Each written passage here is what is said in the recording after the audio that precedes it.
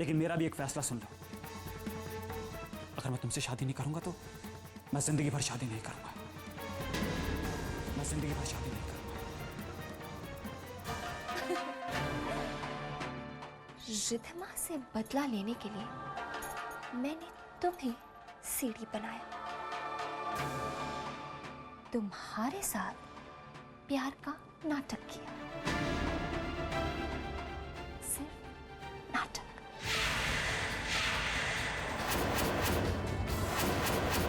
ये तुम क्या कह रही हो? तुम होश में तो हो? पूरे होशो हवास में हूं चैतन्य, पूरे होशो हवास में। पैदा होते ही मां को खो दिया, मां को क्या खोया, पापा को भी खो दिया।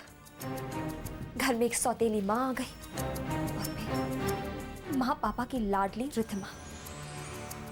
क्या नहीं मिला रिद्धिमा को? नए कपड़े, नए खिलौने, सब कुछ। और मुझे क्या मिला? रिद्धिमा के पुराने कपड़े, उसके पुराने खिलौने। ये सब सहती सहती रिद्धिमा की चीजें इस्तेमाल करते करते मैं बड़ी हो गई और पता ही नहीं चला। लेकिन रिद्धिमा के लिए मेरे मन में नफरत बढ़ती चली गई। सोते जागते बस एक ही सपना देखती थी कि काश ऐसा दिन आए जब रिद्धिमा मुझसे मेरी चीज मांगे, मुझसे भीख मांगे। और फिर मुझे वो मौका मिला, और मुझे वो मौका तुमने दिया। और इसीलिए मैंने तुम्हारे साथ ये प्यार का खेल खेला। वो क्या है ना चैतन्य, मुझे एहसास हो गया था कि रिद्धिमा के दिल में तुम बसने लगे हो, चाहने लगी थी वो तुम्हें। और फिर उसकी चाहत को मैंने अपनी चाहत में बांध लिया। और फिर वो दिन आया जिसका मुझे परसों से इंतजार था। रिद्धिमा अपने प्यार की भीख मांगने के लिए आई मेरे पास। वो पल चैतन्य, वो पल मेरे लिए सबसे बड़ी खुशी का पल था, क्योंकि रिद्धिमा की जिंदगी की खुशियों की डोर मेरे हाथों में थी। अनु, ये चैतन्य, चैतन्य, इमोशनल होने से सच तो नहीं बदल जाएगा ना? और सच तो ये है कि मैंने तुम्हें कभी चाहा ही नहीं। चैतन्य, चैतन्य, तुम्हें तो मैंने सिर्फ एक सीढ़ी बनाया रिद्धिमा से बदला लेने के लिए, जरिया बनाकर इस्तेमाल किया। देखो चैतन्य, तुम मुझसे शादी के सपने तो छोड़ दो और बेचारी रिद्धिमा से शादी कर दो।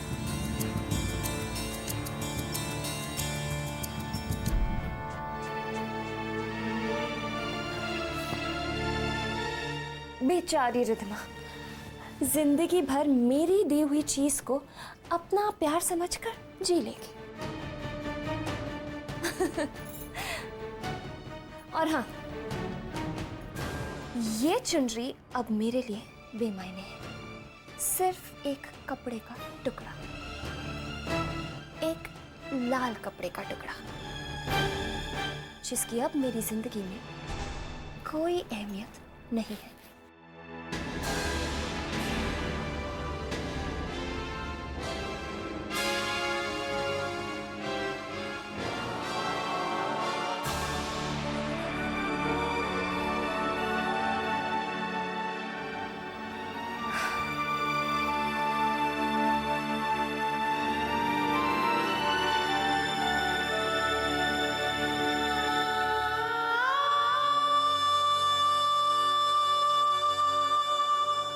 और हाँ, तुम रिद्धिमा से शादी करो या ना करो, इसकी मुझे कोई परवाह नहीं। हाँ, बस मैं तुम्हारी दुल्हन कभी नहीं बनूंगी, क्योंकि मैंने तुम्हारे साथ प्यार का सिर्फ नाटक किया, प्यार का खेल।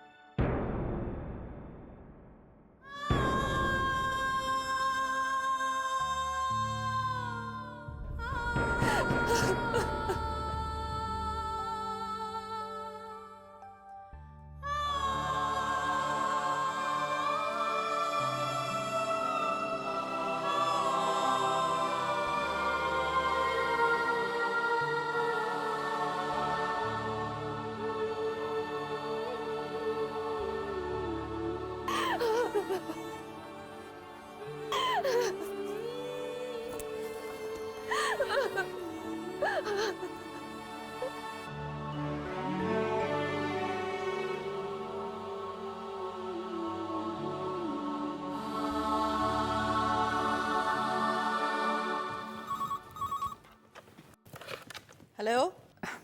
हेलो माया, मैं शारदा बोल रही हूँ। शारदा जी, कैसी हैं आप? और आपका सफर कैसा रहा? बिल्कुल ठीक रहा माया। चैतन्य वहाँ है? मैं उसे फोन लगा रही थी, फोन लग नहीं रहा है। दरअसल चैतन्य घर पर है नहीं शारदा जी। वो आता है तो आपको फोन करने के लिए कहूंगी मैं। अच्छा जी। शारदा जी। माया, विक्रम भाई साहब आ गए? मैं अनुपमा के बारे में उनसे बात करना चाह रही थी। जी वो ये तो घर पे है नहीं। मैं माया, किसका फोन है? वो शारदा जी का फोन है। हाँ, अभी अभी आए। हाँ जी। शारदा भाभी का फोन है? लाओ मुझे तो। शारदा भाभी, ये क्या आपने तो अचानक जाने का प्रोग्राम बना लिया? माफी चाहती हूँ विक्रम भाई साहब, क्या करूँ, अचानक कोर्ट की डेट आ गई, मुझे आना पड़ा। मैं आपसे एक जरूरी बात करना चाहती हूँ। ठीक है, तो फिर कहिए क्या बात है? भाई साहब, आपके जाने से पहले हमने चैतन्य और रिद्धिमा के रिश्ते की बात की थी। फिर आपको अचानक काम के सिलसिले में जाना पड़ा।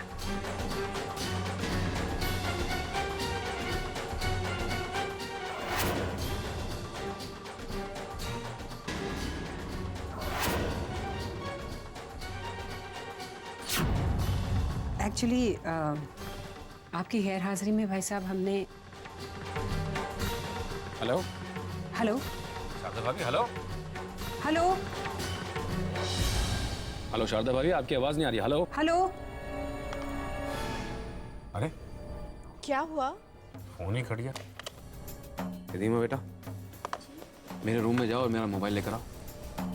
शारदा भाभी से मेरी बात बीच में ही कट हो।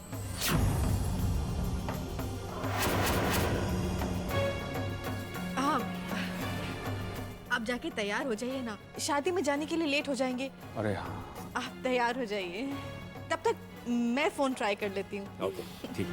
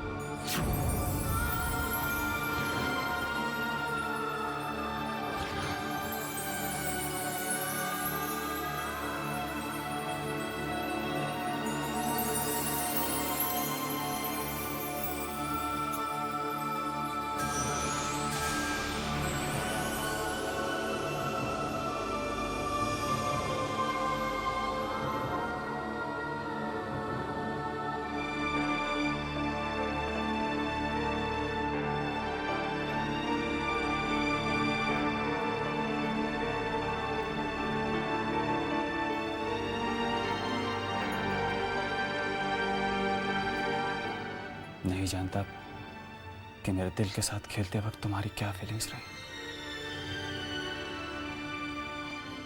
और शायद भगवान को भी मंजूर नहीं कि हमारा ये रिश्ता टूटे। उसकी मर्जी तो कुछ और ही लगती है।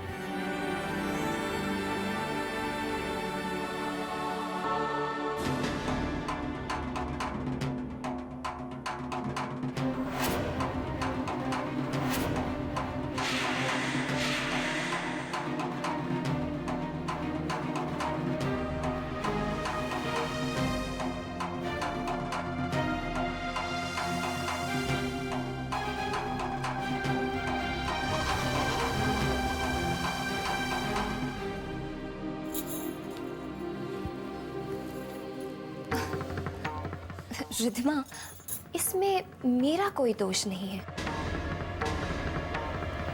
वो क्या है ना, मैं कब से चैतन्य को समझाने की कोशिश कर रही हूँ, पर यह है कि मानता ही नहीं। अब जो प्यार का नाटक मैंने इसके साथ किया था, उस पर तो मैं कब का पर्दा डाल चुकी हूँ। नाटक खत्म, प्यार खत्म। अब तुम ही इसे समझाओ कि भावनाओं के समंदर में बहना बंद करे। ओह गॉड, कुछ लोग कितने इमोशनल होते हैं, है ना? समझाओ इसे।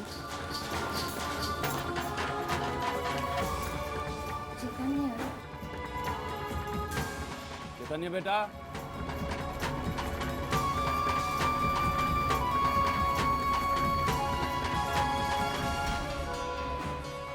जानती हूँ मेरी प्यारी अनुपमा दीदी मेरी खुशी के लिए चैतन्य को खुद से दूर करने के लिए कुछ भी कर सकती हैं। वाह, मैंने खूब नाटक किया अपनी अनुपमा दीदी के आगे, और अब अनुपमा दीदी नाटक कर रही हैं चैतन्य के आगे। Interesting, very interesting. रिद्धिमा, तुम्हारा काम तो बन गया। अरे भाई मैंने कहा ना निकल रहे हैं, जल्दी पहुंच जाएंगे। ओके। ये वीरेन भी ना नाराज हो रहा है। जी अंकल। अरे भाई तुम अभी तक तैयार नहीं हुए? सॉरी अंकल, मुझे ऑफिस जाना होगा। वो जो हमारी कंसाइनमेंट जाने वाली है, उसके प्रोडक्शन में काफ़ी प्रॉब्लम्स आ रही हैं। अरे बेटा, ऑफिस में किसी और को कह दो ना, वो काम कर लेंगे। हाँ हाँ, किसी और से कह दो। नहीं अंकल, मैं इस कंसाइनमेंट में कोई चांस नहीं लेना चाहता। चलो तुम्हारी बात भी सही है, कोई बात नहीं, हम लोग चलते हैं फिर। Anyway, you carry on.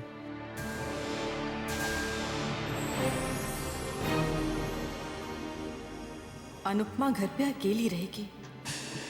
कहीं चैतन्य काम खत्म करके घर आ गया तो दोनों घर पे अकेले होंगे। नहीं नहीं, मैं उन्हें अकेला छोड़कर नहीं जा सकती। कहीं हाथ में आई बाजी फिर से पलटना चाहे। मैं सोच रही थी कि अनुपमा को भी अपने साथ ले चलते हैं।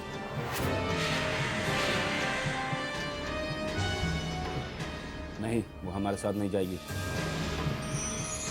अरे आप जानते हैं वीरेन भाई साहब पूछेंगे तो। मैंने कहा ना, वो हमारे साथ नहीं जाएगी। तो ठीक है, ठीक है। फिर रिद्धिमा को भी यहाँ घर पर छोड़ जाते हैं। क्यों? वो अनुपमा घर पर अकेली रह जाएगी ना, इसीलिए। वो पहले भी कई बार अकेली रह चुकी है, और फिर बद्री काका भी तो घर पर ही है ना। चलो अब टाइम वेस्ट मत करो माया, कम ऑन, देर हो रही है, कम ऑन। अनुपमा,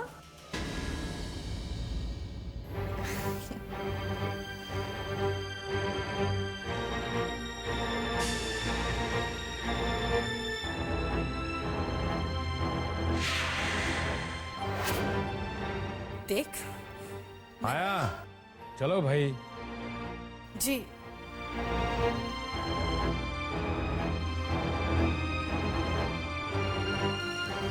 चलो रिद्धिमा, कम ऑन, चलो।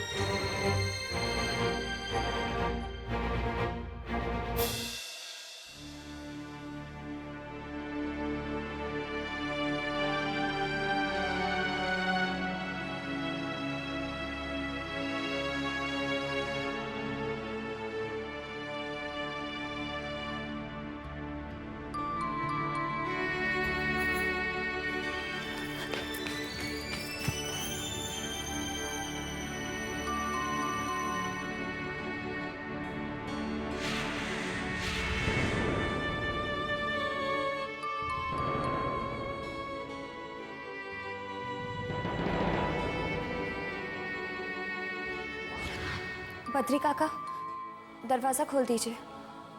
आया बेटा, आया।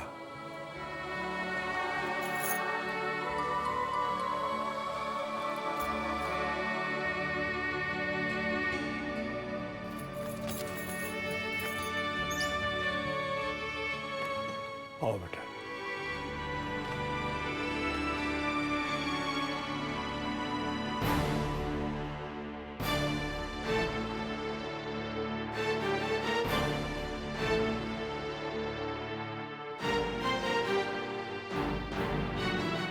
जो चाहा वो तो मिला नहीं।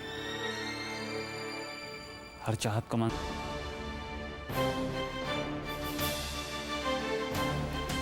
हाथ छोड़ो मेरा।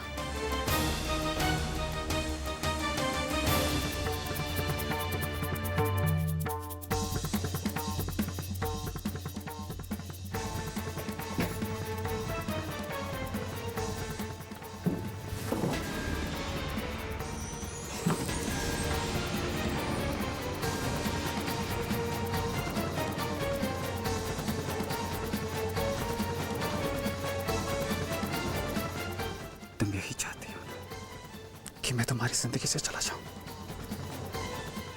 ठीक है, चला जाऊंगा, हमेशा हमेशा के लिए चला जाऊंगा। लेकिन एक बात याद रखना, जाने के बाद मैं कभी वापस नहीं आऊंगा, कभी नहीं।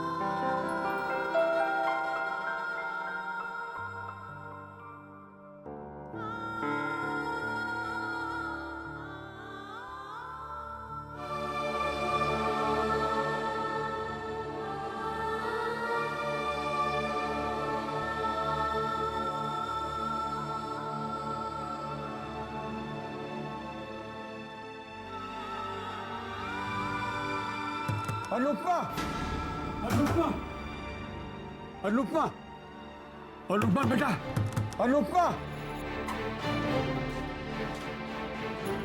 क्या हुआ बद्री काका? चैतन्य को कुछ हो गया है। चैतन्य? चैतन्य? हाँ।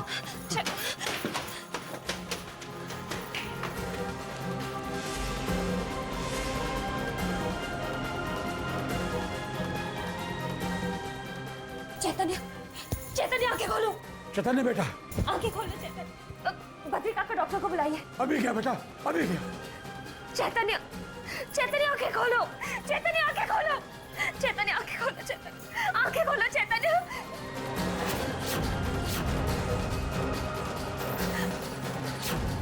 नींद की खोलो।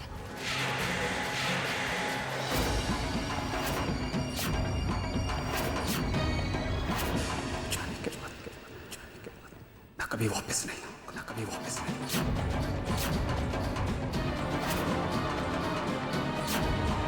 अनुपमा आई, तुम्हारी अनुपमा आई है। चैतन्य आंखें खोलो।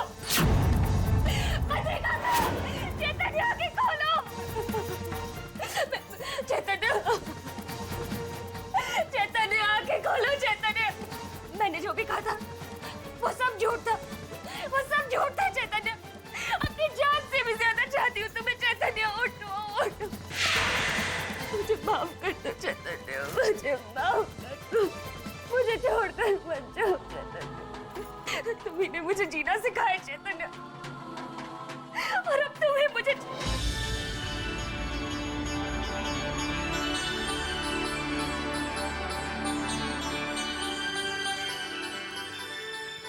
मैं तुम्हें छोड़ के कैसे जा सकता हूँ?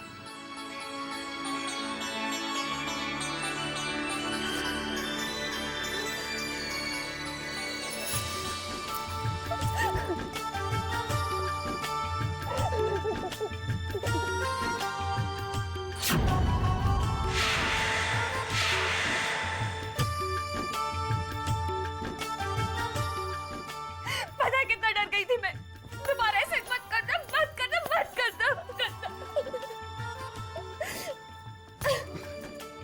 I'm sorry.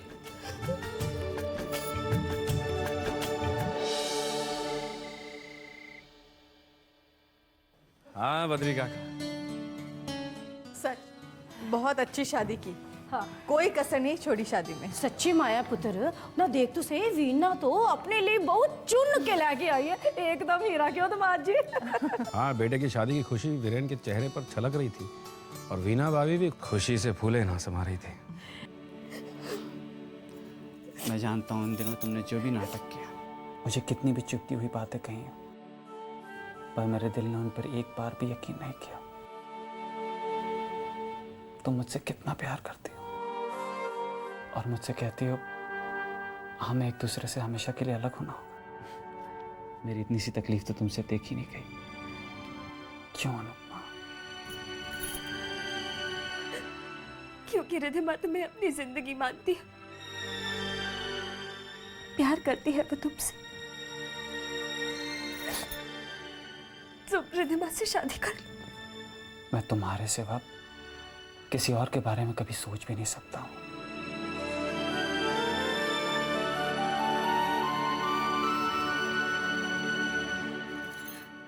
क्या सोचने लगे? यही कि बेटियों को विदा करना कितना मुश्किल होता है। जूही के पापा जूही को विदा करते वक्त नम आंखों से जब उसे गले लगा रहे थे तो मेरा भी मन भर आया। मैं सोचने लगा कि हमें भी जल्दी ही रिधिमा को उसके ससुराल विदा करना होगा। एक ना एक दिन तो बेटियों को अपने घर जाना ही होता है ना। हाँ, नाजों से पाली अपनी बेटी को एक ना एक दिन तो टोले में बिठाकर भेजना ही पड़ता है। लेकिन तसल्ली की बात यह है, खुशी की बात यह है कि रिधिमा को चैतन्य जैसा जीवन साथी मिल रहा है। मैं कल ही शारदा भाभी को फोन करने वाला हूँ और उनसे कहने वाला हूँ कि जल्दी से जल्दी सगाई की रस्म पूरी कीजिए और फिर उसके बाद हम रिधिमा और चैतन्य की शादी की तैयारियां शुरू कर देंगे।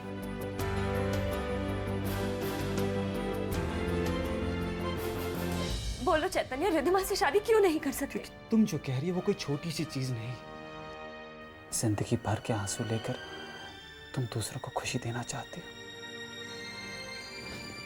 और मैं तो तुम्हें जिंदगी भर हंसते हुए मुस्कुराते हुए देखना चाहता हूँ। और तुम मुझसे कह रही हो कि मैं तुम्हें इजाजत दे दूं कि तुम खुद जाके अपना दिल तोड़ लो। पर चैतन्य, मैं तुमसे प्यार करता हूँ, रिधिमा से नहीं, और मैं शादी करूंगा तो तुमसे।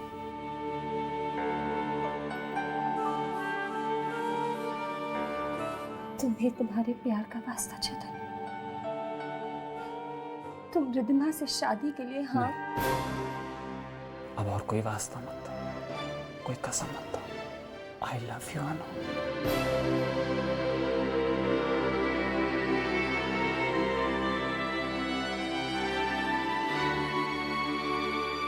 अगर इनको हकीकत पता चल गई तो क्या करेंगे हम लोग?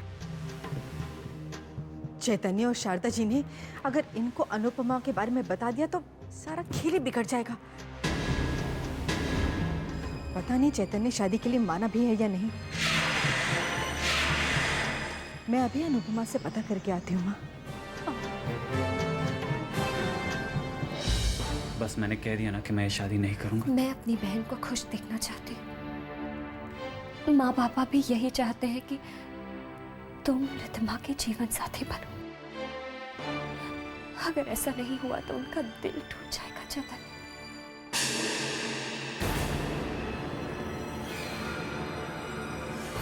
ये अनुपमा कहाँ चली गई?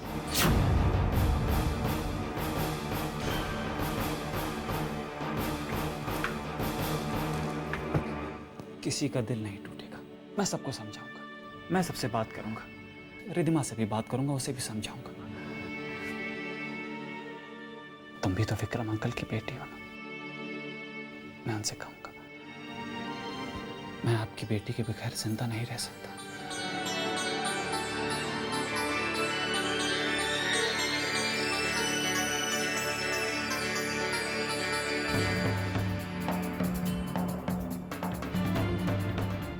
जब मेरे दिल में तुम हो तो मैं रिधिमा को अपनी जिंदगी में जगह कैसे दे सकता? अभी तो मैंने सिर्फ मरने का नाटक किया था, पर अगर मुझे कभी तुमसे अलग होना पड़ा तो मैं सच में मर जाऊंगा।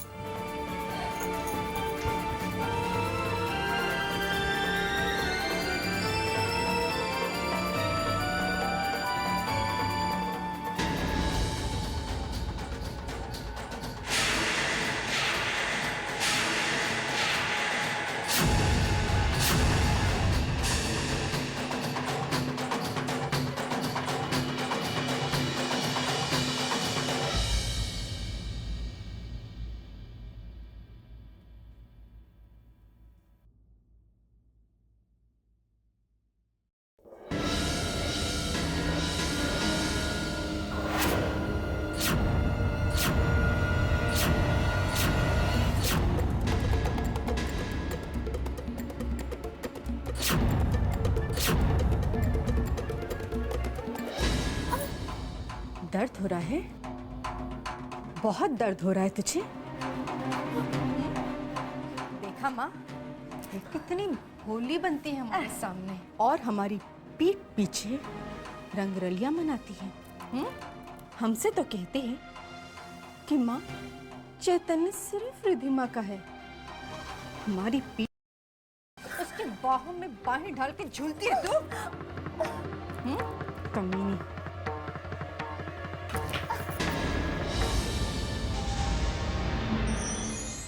नहीं माँ, आपको गलतफहमी हुई है। मैं तो उसे समझाने की कोशिश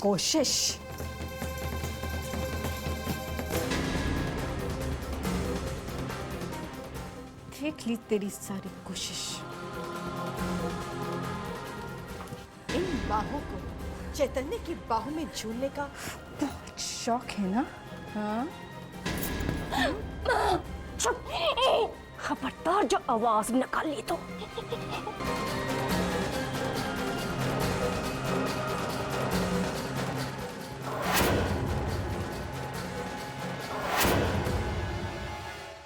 मेरी बेटी का दिल जलाना चाह रही थी तू? उसे रुलाना चाह रही थी? उसके जज्बातों के साथ खेलना चाह रही थी तू? अभी बताती हूँ तुझे। ओ माया पुत्र, इश्क का पूतना इसके सिर पे कुछ ज्यादा ही सवार हुआ। आज तो इसकी बाहों का वो हाल कर कि आइंदा चैतन्य के गले में बाहें डालने की जरूरत ना कर सके। राम झूठ ना बोले।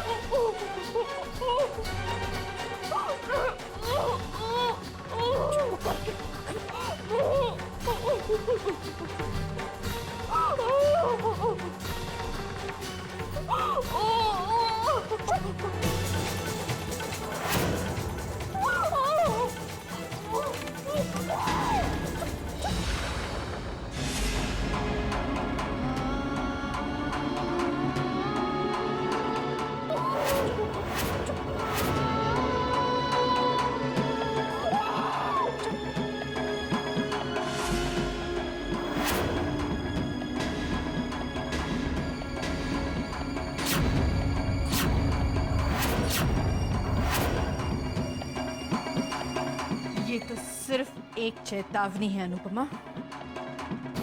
अगर तू इसी तरह रिधिमा और मेरे साथ खेल खेलती रही ना, तो तेरे जिस्म, तेरे दिमाग, तेरी आत्मा पर ऐसा जख्म छोड़ूंगी कि ना तो तुझसे जीते बनेगा न मरते बनेगा।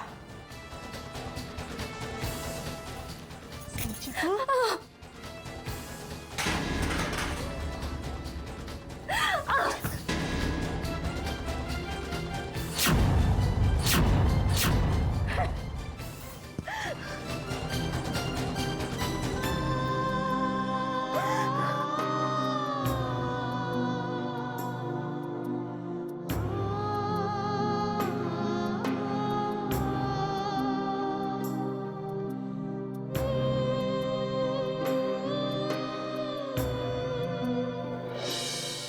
Good morning, Dad. Good morning, Mom. Good morning बेटा।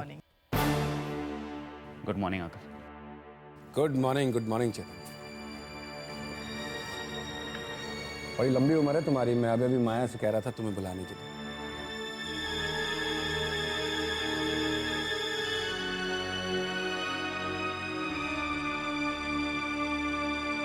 चैतन्य बेटा, मैं सोच रहा था कि शारदा भाभी से मैं तुम्हारी और रिधिमा की शादी की बात करूं।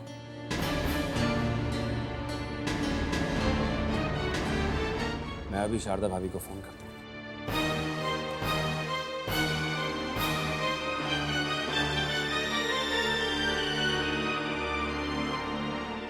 अंकल 1 मिनट रुक जाइए।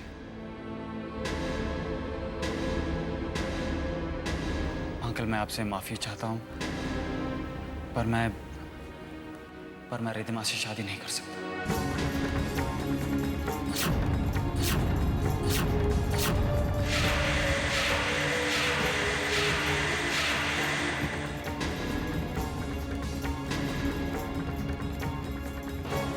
ये अचानक यूं इनकार, इस इनकार की वजह जान सकता हूँ? एक मिनट अंकल, इस इनकार की वजह भी मैं आपको अभी बताता हूँ।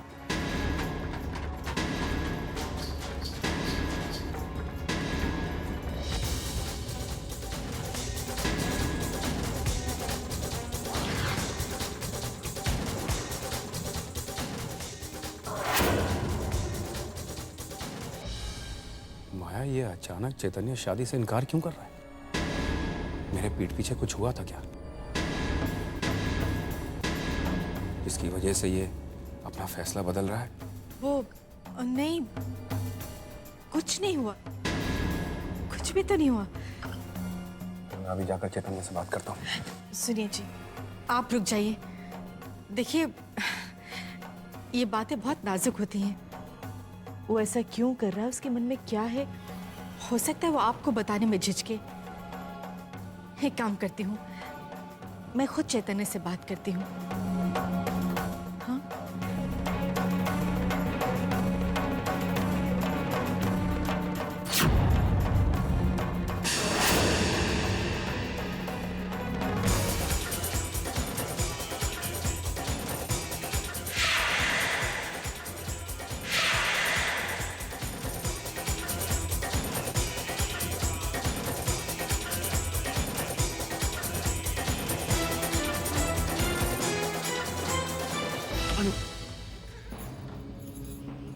अनु चलो मेरे साथ। तुमने सुना मैंने अंकल से क्या कहा?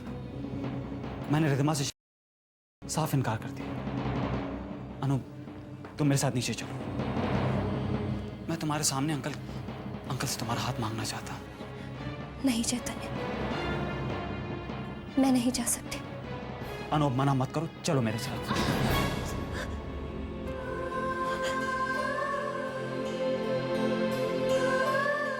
क्या हुआ अनु? कुछ नहीं, कुछ भी तो नहीं। दिखाओ मुझे। चैतन्य कुछ भी तो नहीं। दिखाओ मुझे। चैतन्य कुछ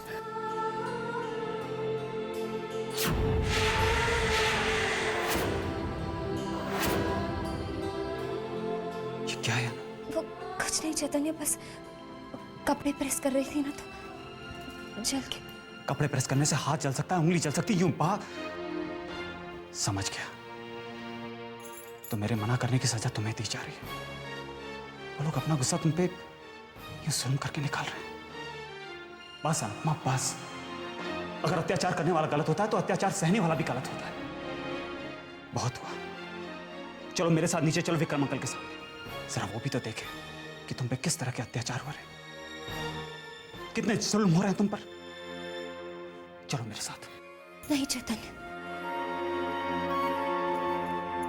मुझे दर्द सहना मंजूर है, पर मैं ये कभी नहीं चाहूंगी कि मेरी वजह से माँ पापा के रिश्ते में कोई भी कड़वाहट आए, या मेरी वजह से पापा के मन में रिद्धिमा के लिए जो प्यार है उसमें कोई कमी है। जो तुम्हें दुख दे रहे हैं, तुम्हें उन्हें दुख देना मंजूर नहीं है। खुद को तकलीफ देना मंजूर है। तुम क्या चाहती हो? तुम चाहती हो मैं सब चुपचाप देखता रहूं? मुझसे नहीं देखा जाता ऐसा। नहीं देखा जाता ना मेरा दुख, तो इस दुख का कारण ही मिटा दो। कर लो रिद्धिमा से शादी।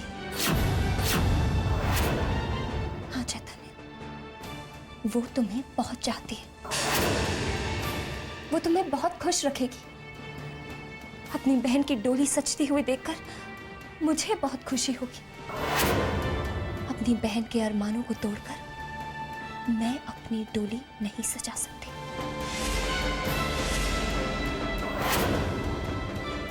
नहीं सजा सकती।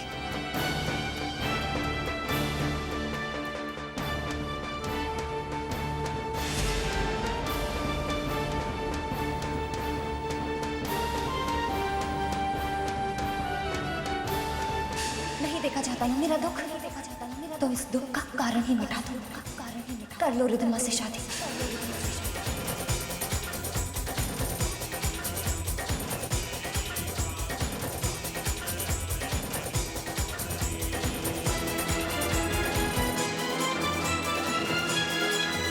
अब ये एक नई मुसीबत।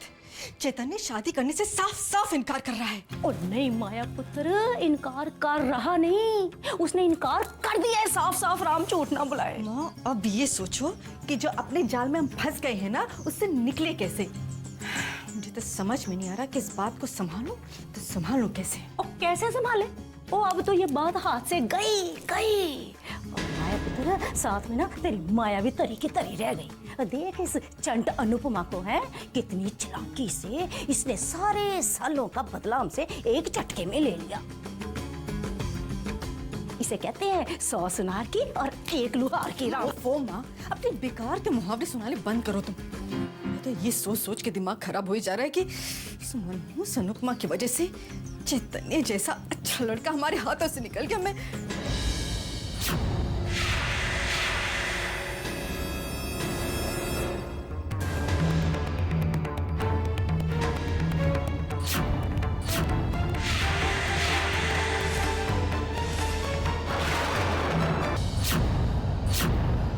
रिद्धिमा से शादी करूंगा। जी हाँ आंटी, मैं रिद्धिमा से शादी करूंगा। आंटी ये बात किसी से नहीं छुपी कि मेरे ना करने की वजह क्या थी।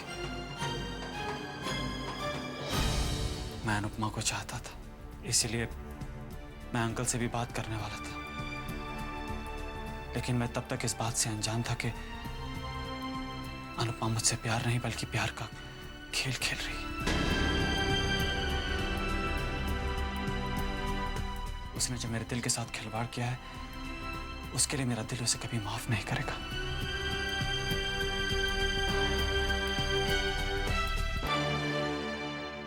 अब जब उसका झूठ मेरे सामने आ चुका है,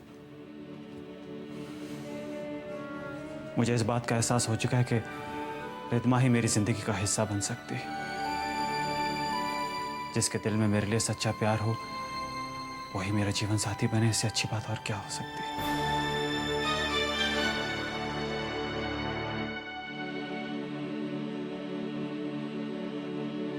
प्लीज आंटी, मेरी ना समझी के लिए मुझे माफ कर दीजिएगा। ना चैतन्य पुत्र जी, इस तरह से माफिया नहीं मांगा करते ना। भला इसमें आपका क्या कसूर है? सारा कसूर तो उस मनहूस अनुपमा का है। ओ, उसे तो हम शुरू से ही जानते हैं। उसे क्या पता पुत्र प्यार क्या चीज होती है। वो तो इस दुनिया में सबका दिल दुखाने के लिए पैदा हुई है। राम झूठ ना बुलाए। हाँ सच बेटा, तुम्हारी और रिद्धिमा की जोड़ी बहुत अच्छी लगेगी। और बेटा मेरी रिद्धिमा तुम्हें बहुत खुश रखेगी। आप कितनी अच्छी आंटी कि आप मुझसे नाराज तक नहीं है। पर मुझे डर इस बात का है कि मैं विक्रम अंकल से नजरें कैसे मिलाऊंगा।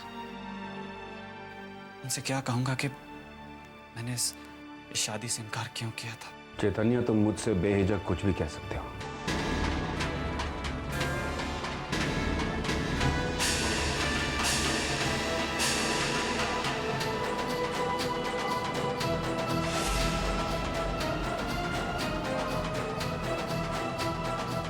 बताओ मुझे, तुम ये शादी करने के लिए इनकार क्यों कर रहे हो?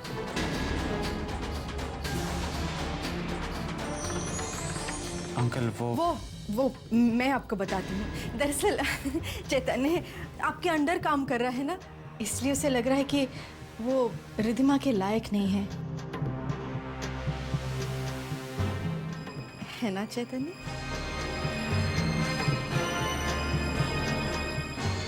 माँ ने जो कुछ भी कहा है वो सही है।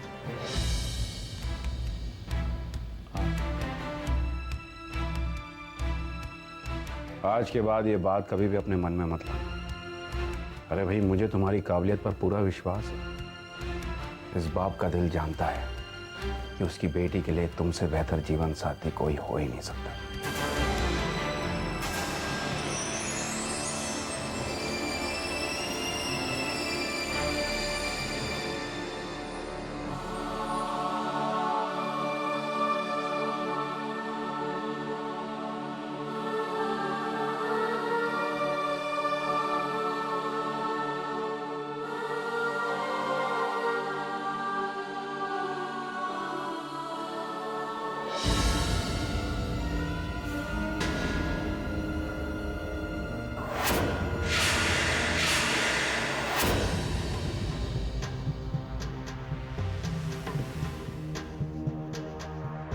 अरे डर क्यों रही है तू?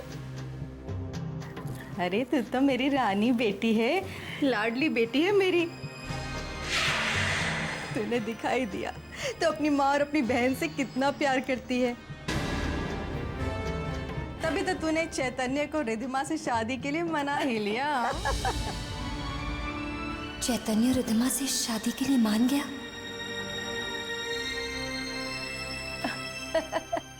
अनुपमा पुत्र बैठ बैठ, खड़े क्यों है? बैठ। हाँ, तुझे पता है चैतन्य और रिधिमा की शादी पक्की हो गई है। चट मंगनी पट शादी। भाई मिठाई खाने का सबसे पहला हक तो तेरा ही बनता है। हाँ, ये ले खा। माया पुत्र, मैं भी इसको खिलाती हूँ। भाई मेरा भी तो हक बनता है ना इसको मिठाई खिलाने का। खिलाओ, पता नहीं, हाँ। खा खा खा खा ले। हाँ, चल मैं तेरे को ना थोड़ी दवाई लगा दूं, है? हाय हाय, देख तो सही, कुछ ज्यादा ही जल गया है माया पुत्र इसका हाथ वैसे, है? ठहर जा ठहर जा ठहर जा। ठीक से लगाओ माता बहन। हाँ हाँ। वैसे माया पुत्र, हाँ। मैं एक बात सोच रही हूँ कि भाई वैसे तो ये अनुपमा बड़ी मनहूस है, दूसरों के लिए भी और अपने लिए भी। पर कमाल की बात तो ये है कि भाई ये हमारी रिधिमा के लिए बड़ी शुभ साबित हुई। क्यों ठीक कह रही है ना मैं माया पुत्र? 100% सही कह रही हो माँ। चैतन्य जैसा लड़का किस्मत वालों को ही मिलता है, और हमारी रिधिमा तो अच्छी किस्मत लेके पैदा हुई है। हाँ तो है ही। अरे माँ दुआ करो कि अनुपमा को भी कोई ठीक ठाक सा कमाने वाला लड़का मिल जाए। हाँ, ओ माया पुत्र फिक्र क्यों कर रही है? मिल जाएगा, इतना तो इसको मिल ही जाएगा।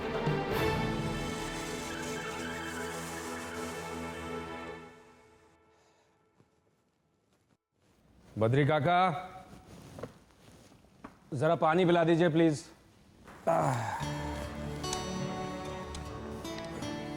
Thank you.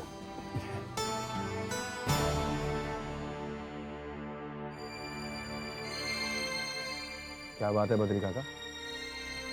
साहब, मैंने अपने जीवन के बहुत से साल इस घर की सेवा में बिताए हैं। बहुत नमक खाया है मैंने इस घर का, और मुझे इस घर से इतनी इज्जत और प्यार मिला है कि अब तो मैं अपने आप को इस घर का एक सदस्य मानने लगा हूं। तो आप है ना बद्री काका, इस घर के बुजुर्ग हैं आप। बस इसी मान के नाते कुछ आपसे कहना चाहता था। हाँ कहिए, क्या कहना चाहते हैं? मैं रिधिमा और चैतन्य की शादी के बारे में कुछ कहना चाहता हूँ।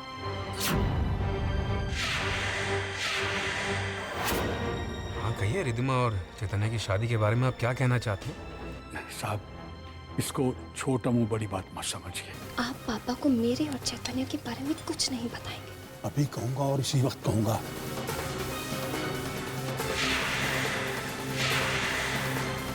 तुम्हारा रोज रोज घुट घुट के मरना मुझसे देखा नहीं जाता। अपनी बेटी की तरह पाला है तुझे, कितनी कुर्बानी देगी तू। और मरा हुआ मुंह देखेंगे मेरा?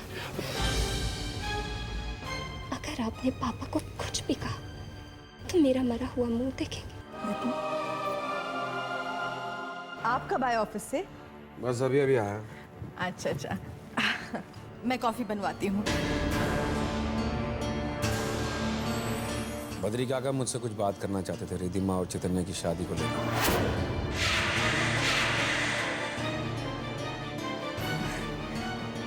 क्या कहना चाहते हैं? पता नहीं, अब वही बता पाएंगे क्या बात कहना चाहते थे। बद्री काका जी, कहिए, आप क्या कहना चाहते थे?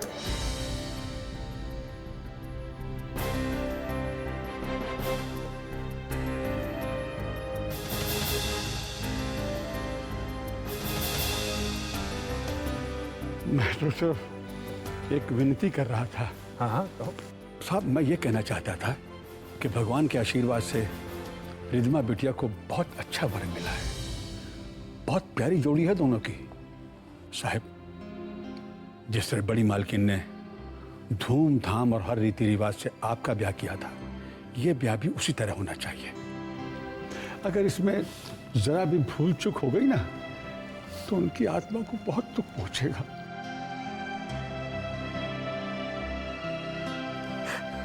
बहुत दुख होगा उनकी आत्मा को। बद्री काका, आप इस घर के बुजुर्ग हैं, इन सारी रस्मों को आप अच्छी तरह से समझते हैं। ये सब आप ही को करना है। क्यों माया? हाँ हाँ बिल्कुल।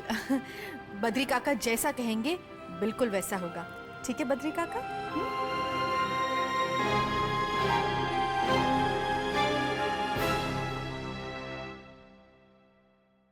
देखिए, पूरा हफ्ता किसी भी शुभ कार्य के लिए अति उत्तम है। आप किसी दिन भी सगाई रख सकते हैं। और हाँ, परसों एक बड़ा अच्छा शुभ मुहूर्त है, आप चाहें तो परसों कर लें। चलो मैं शारदा भाभी को फोन करके एक खुशखबरी देता हूँ। एक मिनट, शारदा जी को मैं फोन करती हूँ। भाई उनके समधन हूँ, समधन होने का फर्ज तो निभाऊं। हाँ और वैसे भी ये सब औरतों की बातें हैं, आप इनमें ना ही पड़े तो अच्छा है। एक मिनट, शारदा भाभी।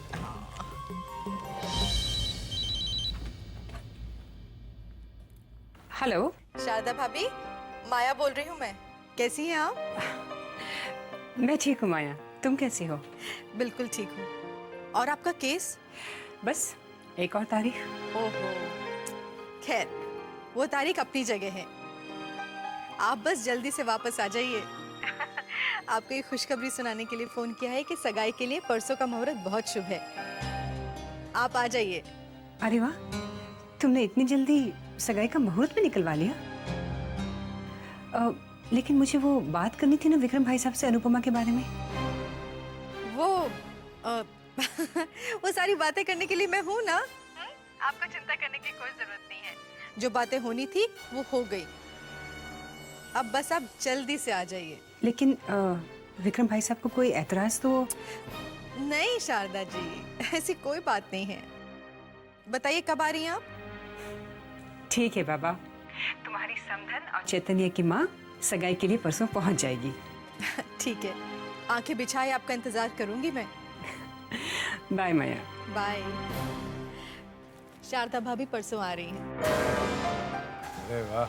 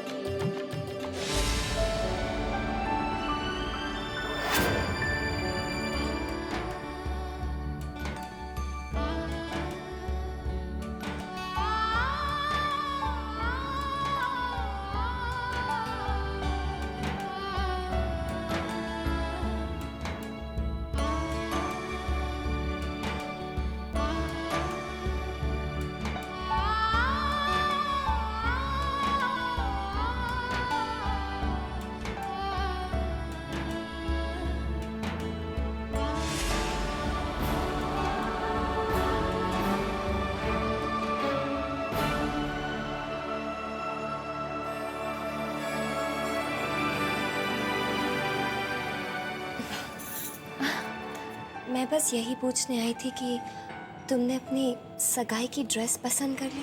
कोई ड्रेस मुझे पसंद ही नहीं आ रही, लेकिन मैं अभी एक डिजाइनर से मिलने ही जा रही हूँ। ये लो, ये मैंने खास तुम्हारे लिए बनाई है। अगर तुम इसे अपनी सगाई पर पहनोगी तो मुझे बहुत अच्छा लगेगा। थैंक यू दीदी। वाओ दीदी,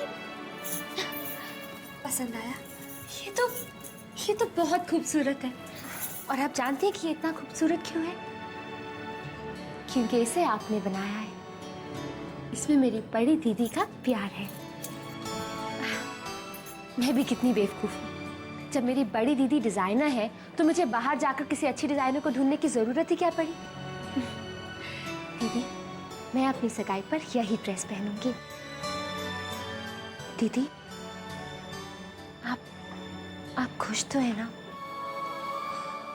हाँ रिद्धिमा, मैं बहुत खुश हूँ। और खुश क्यों नहीं होंगी? मेरी बहन को इतनी खुशियाँ जो मिल रही हैं, मेरी बहन की सगाई जो हो रही है, मैं बहुत खुश हूँ।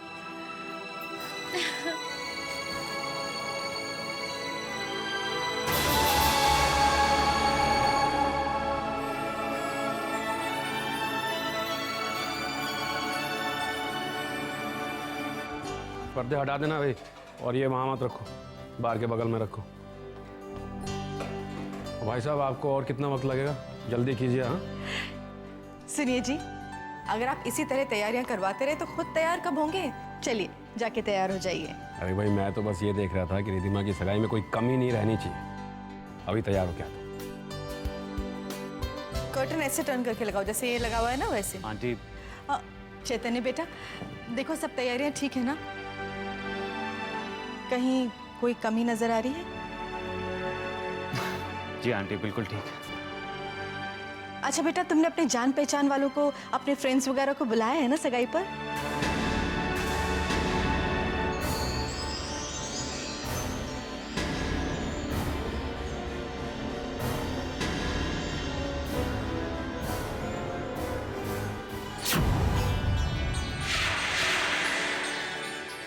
गायत्री मासी, गायत्री मासी, आपको यहाँ देख के मैं कितना खुश हूँ। अरे बेटा, हमें नहीं मिलवाओगे? हाँ, आइए मासी। गायत्री मासी, ये है माया आंटी, रिद्धिमा की मम्मी। नमस्ते। माया आंटी, ये है मेरी गायत्री मासी, मुंबई में अनाथ आश्रम चलाती हैं। अनाथ आश्रम चलाती हैं आप? अरे वाह, ये तो बड़ा पुण्य का काम है। नमस्ते जी, नमस्ते। माया आंटी, मैंने गायत्री मौसी से वादा किया है कि सगाई के बाद मैं और रिद्धिमा अनाथ आश्रम के बच्चों से मिलने जाएंगे। बिल्कुल। वैसे भी मेरी बच्ची का दिल बहुत ही कोमल है। इस माया पुत्र, तू मुझे बता रही थी ना कि शारदा जी ने तुझे बताया था कि उनकी तो कोई बहन ही नहीं है।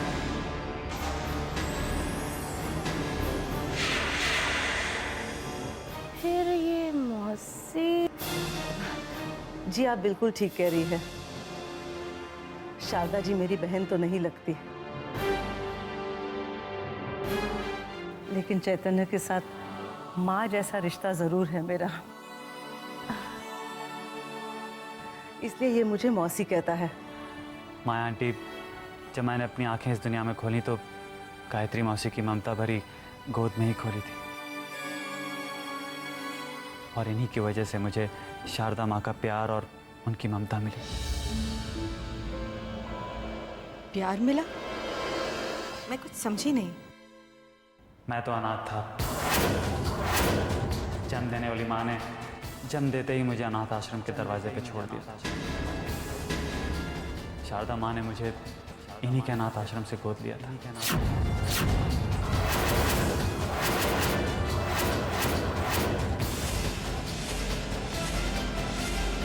चैतन्य अनाथ?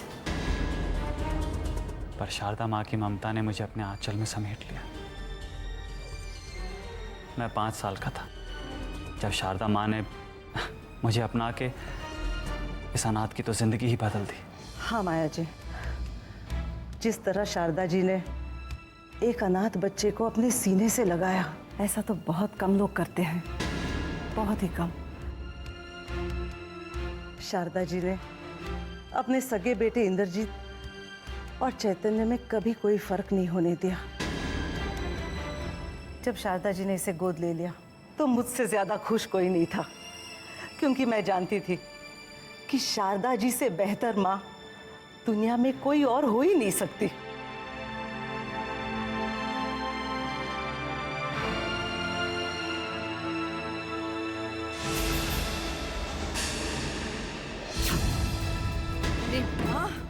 क्या सोचा था और क्या हो गया?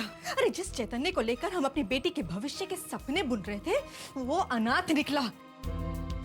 वो शारदा जी का बेटा नहीं है, उनके रहमो करम पर पला हुआ एक नौकर है, नौकर।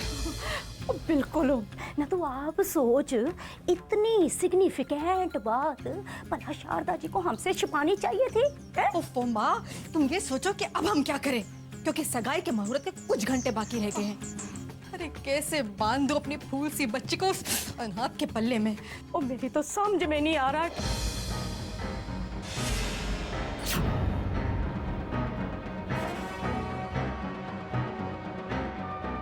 ओ छड़ माया पुत्र, अब क्यों खाम में अपना खून जला रही है? हाँ माँ, चैतन्य शारदा जी का बेटा नहीं है।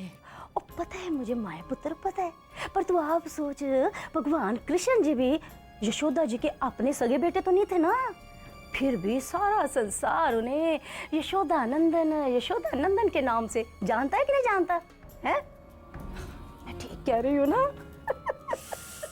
कमाल है माँ, ये बात मेरे दिमाग में कैसे नहीं आई। जैसे यशोदा मैया और नंद का सब कुछ भगवान कृष्ण का था, ठीक वैसे ही शारदा जी की जायदाद पर पूरा हक चैतन्य का ही तो होगा। हाँ हाँ भाई, बेटा बनाकर पाला है चैतन्य को, तो सारे हक भी तो चैतन्य को देंगी ना। क्यों नहीं देंगी भला? माँ, अब मेरी सांस में सांस आई है। पर मैं तो ये सोच रही हूँ कि अपने मन की तसल्ली के लिए है, घुमा फिरा के हम ना चैतन्य से पूछ ही लेते हैं कि भाई उसका भविष्य खुशहाल है कि फटे हाल है। जीते रहो बेटा। अपना ख्याल रखिएगा बस। बाय।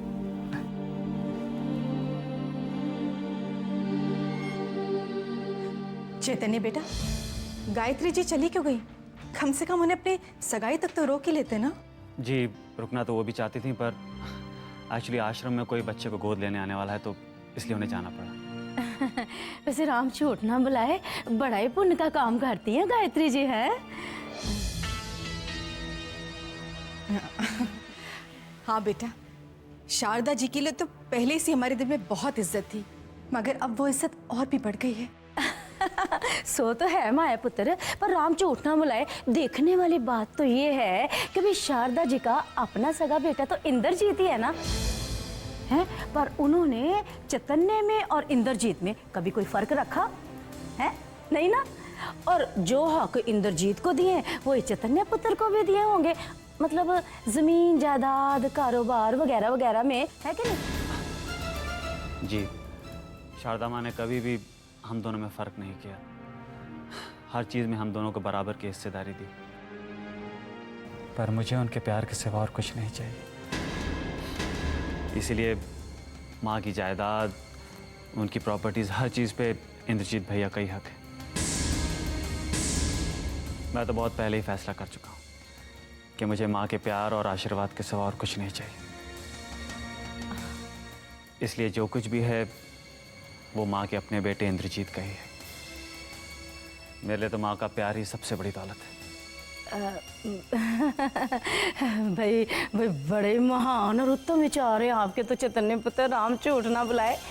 अगर माँ बाप अपनी खुशी से, प्यार से अपने बच्चों को कुछ देना चाहे ना, तो बच्चों का ना फर्ज बन जाता है कि वो ना उसे उनका आशीर्वाद समझ के ना स्वीकार कर ले। मैं तो कहती हूँ बेटा कि शारदा जी अगर आधा आधा हिस्सा देना चाहें तो बेटा तुम मना मत करना, कहीं उन्हें ऐसा ना लगे कि तुम उन्हें अपना नहीं समझते हो।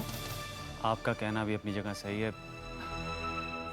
पर माँ को मेरी इस बात का बुरा नहीं लगता, बल्कि उन्हें तो ये फ़ख्र होता है कि मैं अपनी मेहनत से अपना एक मुकाम, अपनी एक जगह बनाना चाहता हूँ।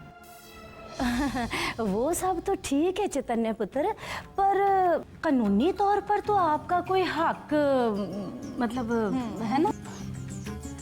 जी नहीं, अब तो कानूनी तौर पे भी सब कुछ माँ के अपने बेटे इंद्रजीत का ही है। और वैसे भी माँ ने मुझे इतनी ममता, इतना प्यार दिया है कि उससे बड़ी दौलत तो कोई हो ही नहीं सकती ना।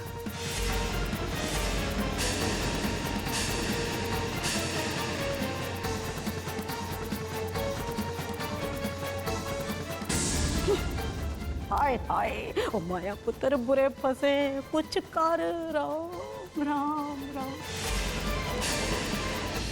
क्या कर रहे हैं आप?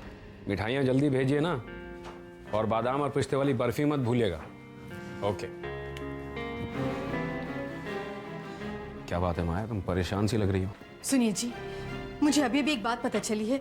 कैसी बात? कौन सी बात? चैतन्य ने खुद हमें बताया है कि वो एक अनाथ है और शारदा जी ने उसे। चुप माया,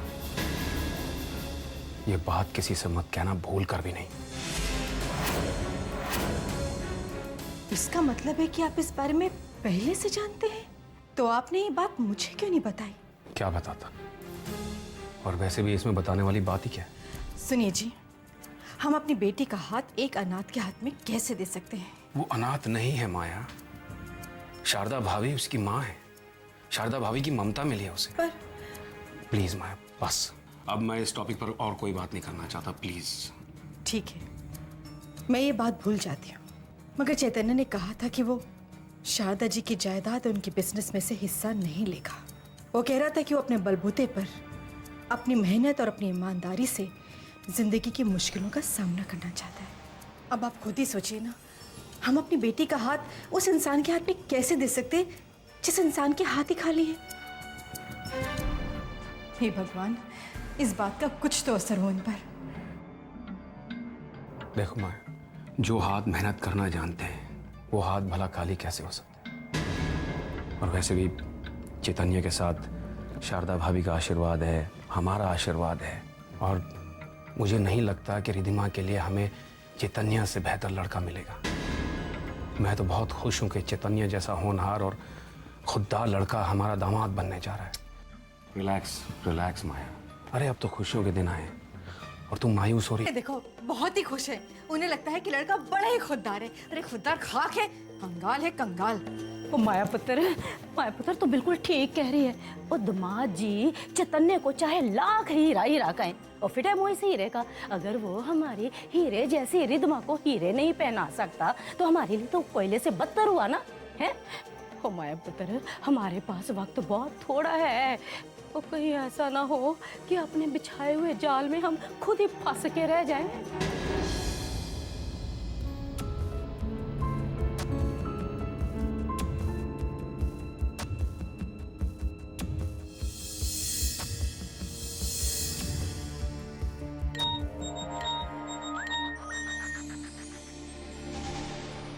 हेलो। हेलो चैतन्य। माँ, कहाँ हैं आप? बस बेटे मैं घर से निकल ही रही थी। आप अकेले आ रही हैं माँ? नहीं तो बेटे, मैं तो इंद्रजीत और पद्मिनी दोनों को साथ ला रही थी, लेकिन तुम जानते हो ना हमारा बिजनेस कैसा है बेटे। अचानक इतना जरूरी काम आ गया कि वो। मैं जानता हूँ माँ, जरूरी काम है। अच्छा तू बता, सगाई की सारी तैयारियां हो गई? मेरी बहू अनुपमा का चेहरा खुशी से दमक रहा होगा, और ये खुशी उसकी खूबसूरती पे चार चांद लगा रही होगी, है ना? माँ को कैसे बताऊं कि अनुपमा के चेहरे पर खुशी की दमक नहीं, दुख की परछाइयां फैली हुई हैं। माँ को सच बताऊं तो कैसे बताऊं? बेटे तू खुश तो है ना? हाँ माँ, बहुत खुश हूं। आप जल्दी से आ जाइए माँ, आपके बेटे को आपसे बहुत सी बातें करनी, बहुत सी बातें बतानी। ओके बेटे।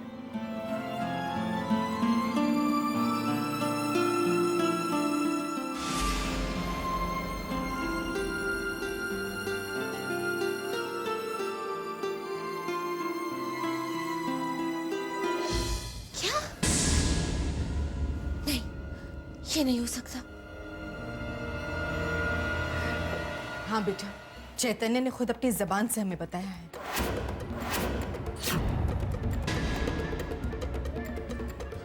Oh God, ये सब मेरे साथ ही क्यों होता है? पहले मोहित का धोखा और अभी चैतन्य को भी अनाथ निकलना था। रिद्धिमा, तू ये मोहित का रोना रोना बंद कर। लेकिन चैतन्य का रोना तो रोना पड़ेगा ना मुझे। मॉम, चाहे जो भी हो जाए, मैं चैतन्य से शादी नहीं करूंगी। नो वे। जिस इंसान के पास अपने माँ बाप का नाम तक नहीं है, वो खुददारी की क्या बात कर रहा है। मॉम, मैंने अपनी जिंदगी के लिए बहुत बड़े बड़े सपने देखे हैं और मैं नहीं चाहती कि चैतन्य की गरीबी में मेरे सपने गुम हो जाएं। अगर उसे अपनी माँ से कुछ नहीं लेना, तो मुझे भी उससे कोई लेना देना नहीं है। मॉम, चाहे कुछ भी हो जाए, आपको ये सगाई रोकनी पड़ेगी। वही तो रास्ता ढूंढ रहे हैं हम। हाँ रिद्धिमा पुत्र, ओ भाई हम भी कहाँ चाहते हैं कि तेरी सगाई उस कंगाल अनाथ लड़के के साथ हो।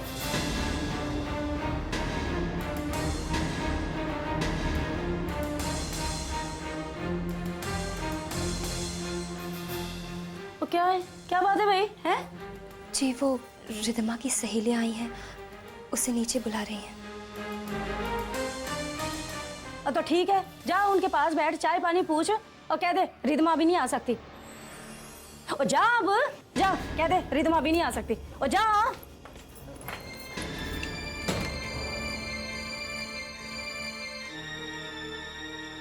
चैतन्य जीजू, एक बात पूछूं? सच सच बताइएगा, आप पे तो हजारों लड़कियां मरती होगी, पर क्या रिद्धिमा से मिलने से पहले आपका दिल किसी के लिए धड़का था? बोलिए ना, जवाब तो देना ही पड़ेगा।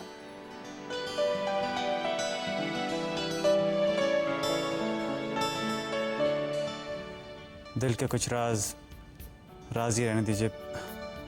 क्यों जानना चाहते हैं? जिसके लिए दिल धड़का था वो जानते हैं, मैं जानता हूं। उतना ही काफी। क्यों अनुपमा, मैं सच कह रहा हूं।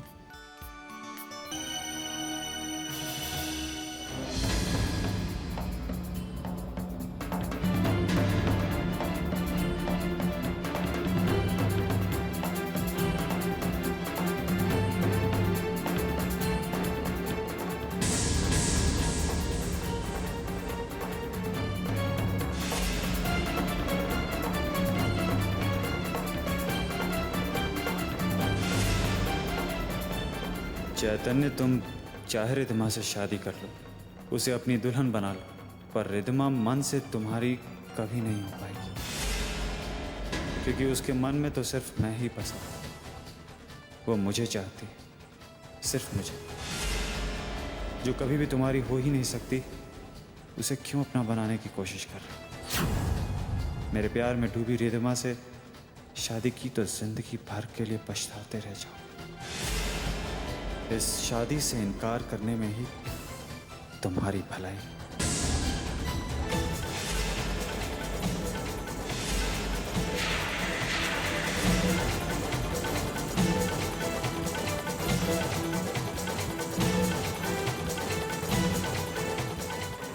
अरे चैतन्य बेटा, आओ ना।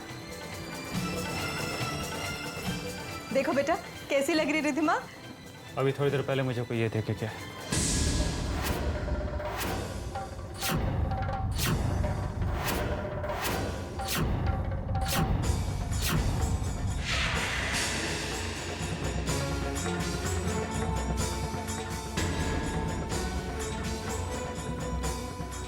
इसके बारे में तुम्हें कुछ कहना है रिद्धिमा?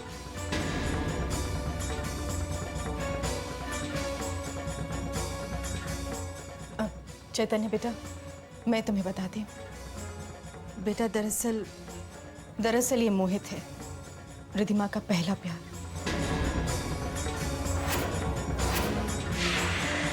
दोनों का अफेयर था एक दूसरे के साथ।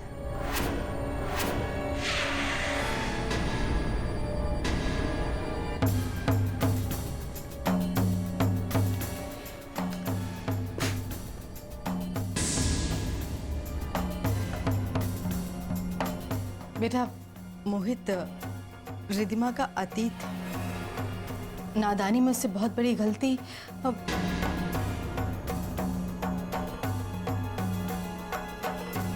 आंटी, रिद्धिमा का क्या अतीत है या अतीत में उससे क्या नादानियां हुई, मुझे उससे कोई लेना देना नहीं।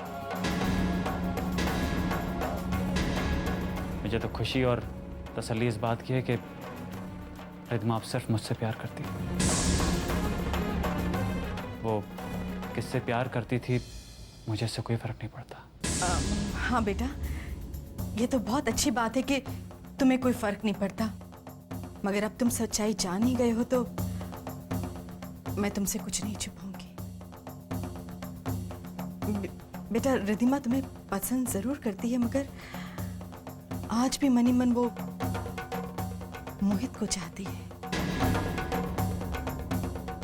आंटी, ये महज आपकी सोच है। मैं रिद्धिमा की आंखों में साफ देख सकता हूं कि उसके दिल में मेरे लिए सच्चा प्यार है।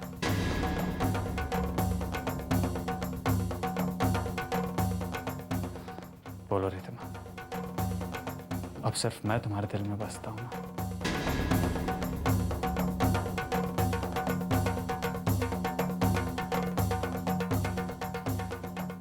देखा आंटी,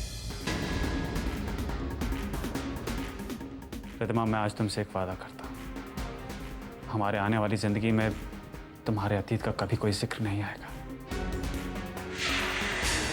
आंटी, आप निश्चिंत होकर सगाई की तैयारियां करिए।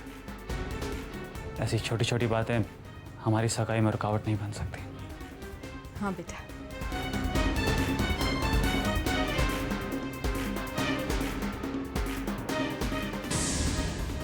भगवान, ये प्लान भी चौपट हो गया। ये सगाई रुकवाएं कैसे? मेरा तो ना दिमाग खराब हो रहा है। ओ माया, तेरी ना माया तरी की तरी रह गई है। अब क्या करें? राम राम राम।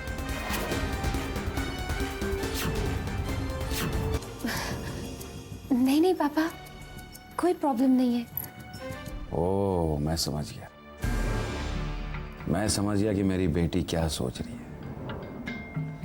मेरी बेटी ये सोच रही है कि आज सगाई है, फिर शादी हो जाएगी, फिर मेरी बेटी अपने पापा से दूर चली जाएगी, और मेरी बेटी सोच रही है कि मैं अपने पापा से दूर कैसे रह पाऊंगी। थैंक गॉड, पापा को कुछ भी पता नहीं चला।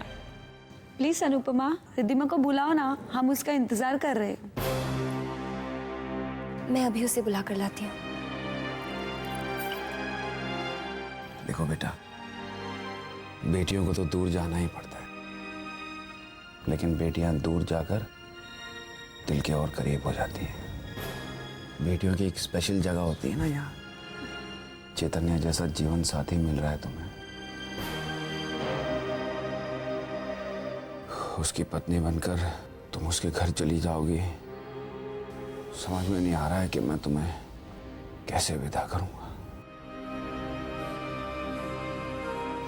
एक बाप के लिए शायद ये उसकी जिंदगी का सबसे मुश्किल पल होता है, अपनी बेटी को विदा करना, और एक नई दुनिया में भेजने की खुशी भी होती है। आंखों में जो आंसू छलकते हैं, समझ में नहीं आता है वो खुशी के आंसू हैं कि गम के। खुश रहे बेटा। रिद्धिमा, तुम कितनी किस्मत वाली हो, पापा के दिल के कितनी करीब हो। काश कभी पापा मुझे भी गले लगाते। जैसे जैसे सगाई का मुहूर्त करीब आता जा रहा है, मेरे दिल की धड़कनें बढ़ती जा रही है। शारदा जी भी तो भी आने वाली होंगी अपने लाडले बेटे चैतन्य की सगाई के लिए। अनुपमा को गले लगाने के लिए हैं। आखिर उस मनोज को उन्होंने अपने घर की बहू जो मान लिया है। तुम जानती हो ना इसका नतीजा क्या होगा? अरे रिद्धिमा और चैतन्य की सगाई तो टूट जाएगी, मगर इनके सामने हमारी शामत जरूर आएगी। आज अगर इन्हें सच्चाई का पता चल गया ना, तो अनर्थ हो जाएगा, अनर्थ हो जाएगा। माँ, जीती हुई बाजी हम एक पल में हार जाएंगे, और फिर जानती हो क्या होगा? अनुपमा की जय जय होगी, और और हम पर थू थू होगी। ओ माया पुत्र क्यों डरा रही है मुझे, है ना? मेरा हार्ट फेल करना चाहती है तू? शुभ शुभ बोल। अरे क्या शुभ शुभ बोलूं माँ? जब आंखों के सामने सब अशुभ हो रहा है तो मैं क्या शुभ शुभ बोलूं? आइए आइए शारदा भाभी।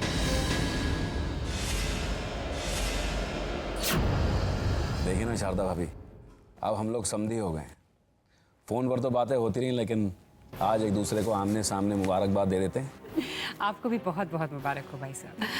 नमस्ते माया। देखा, मैं आ गई ना सगाई के वक्त पे।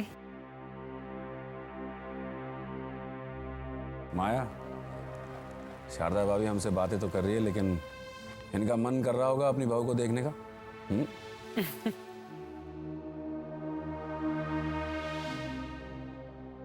जाओ बुला के लाओ इनकी बहू को। अंकल, मैं बुला के ले आता हूँ।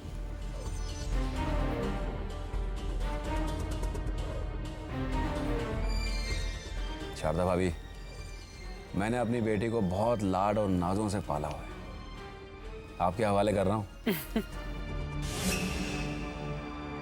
अगर उससे कोई गलती हो जाए तो बच्ची समझकर माफ कर दीजिए।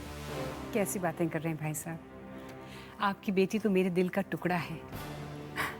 आपकी बेटी मेरी बहू बन रही है, इससे बड़ी खुशी मेरे लिए और क्या हो सकती है? अब बचने का कोई रास्ता नहीं। आज सारा खेल खत्म। हमारा खेल खत्म। ये लीजिए, आ गई मेरी बहू।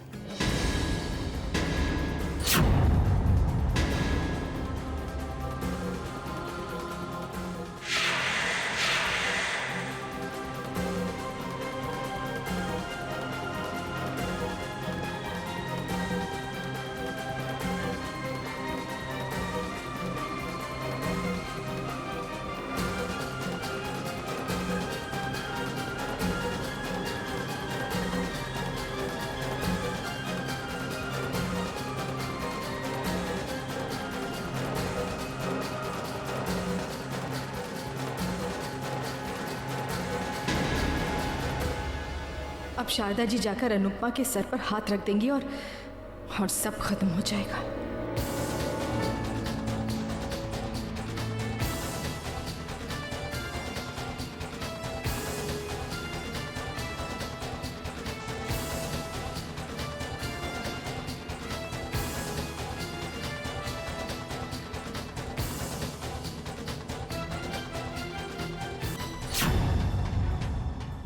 है ना बेटी?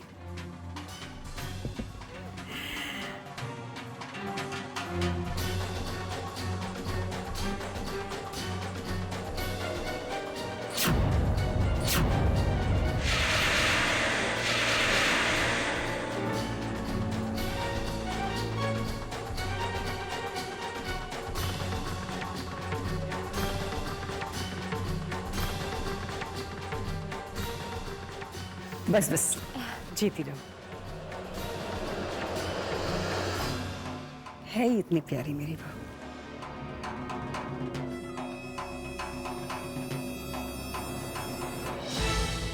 माँ, आप थक गई होंगी, चल के आराम कर लीजिए। हाँ बेटी। हाँ हाँ बेटा, शारदा भाई को कमरे में लेकर जाओ।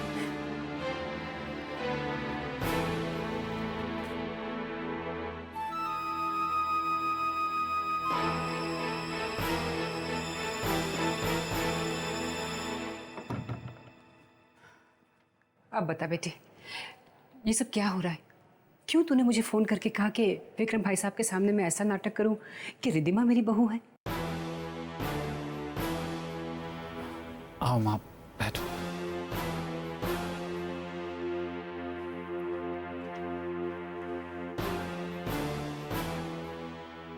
माँ, मैं आपसे माफी मांगना चाहता हूँ। मेरे से बहुत बड़ा गुनाह हुआ है। गुनाह? कैसा गुनाह चैतन्य?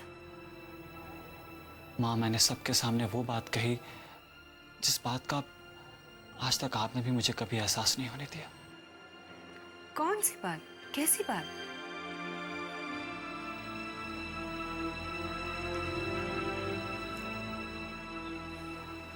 यही कि मैं अनाथ हूं।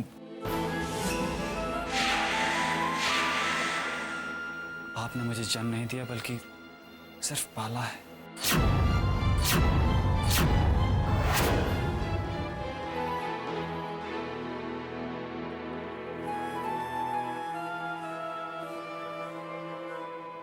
अगर तूने खुद ये बात सबको बता दी है तो उसके पीछे जरूर कोई कारण होगा। मुझे अपने बेटे पे पूरा विश्वास है। वो कभी कोई ऐसा काम नहीं करेगा जिससे उसकी माँ का दिल दुखे। लेकिन वो कारण मैं जानना चाहूंगी बेटे। माँ, उसकी वजह अनुपमा है। अनुपमा पे होने वाली ज्यादतियां हैं।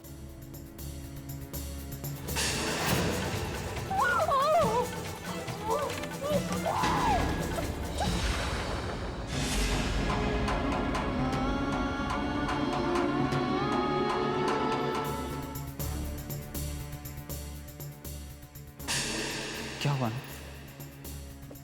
कुछ नहीं, कुछ भी तो नहीं। दिखाओ मुझे। चैतन्य कुछ, ये क्या है? वो कुछ नहीं चैतन्य, बस कपड़े प्रेस कर रही थी ना तो जल के। समझ गया। तो मेरे मना करने की सजा तुम्हें दी जा रही है। नहीं देखा जाता ना मेरा दुख, तो इस दुख का कारण ही मिटा दो। कर लो रिद्धिमा से शादी। अपनी बहन के अरमानों को तोड़कर मैं अपनी डोली नहीं सजा सकती। भगवान, बेचारी अनुपमा के साथ इतना अत्याचार, इतना अन्याय उसके साथ। हाँ माँ, और मुझसे उसका यह दर्द, उसकी तकलीफ देखी नहीं गई तो। मैं समझ गई बेटे, तूने जो कुछ भी किया है अनुपमा के लिए क्या है, उस पे हो रहे अत्याचारों को रोकने के लिए क्या है, अपने प्यार के लिए क्या है। हाँ माँ, मुझे और कोई रास्ता नहीं सूझ रहा था। तूने जो रास्ता अपनाया मुझे उससे कोई शिकायत नहीं है बेटे। बस अब मेरा एक काम कर दे, अनुपमा को मेरी बहू बनाकर टोली में बिठाकर मेरे घर ले आ बेटे। मेरे दिल का हिस्सा तो वो बन ही चुकी है, अब उसे मेरे घर का, मेरे परिवार का हिस्सा बना ले।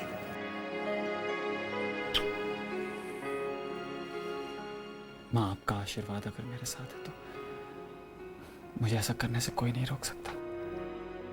बहुत जल्द ऐसा होगा माँ।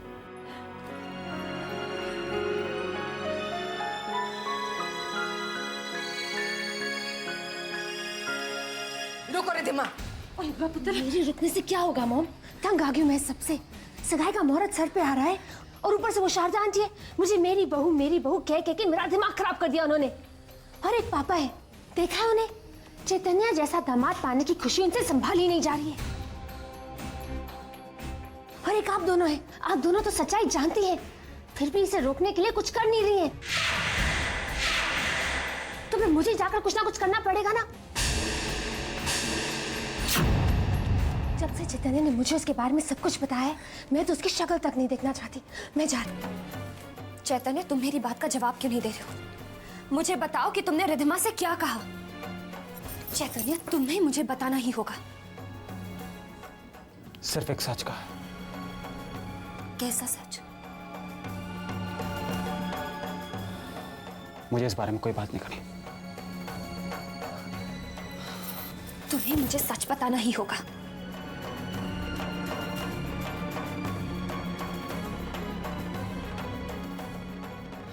तो सुनो, मैंने उनसे ये कहा कि मैं एक अनाथ। शारदा माँ ने मुझे जन्म नहीं दिया, सिर्फ पाला है।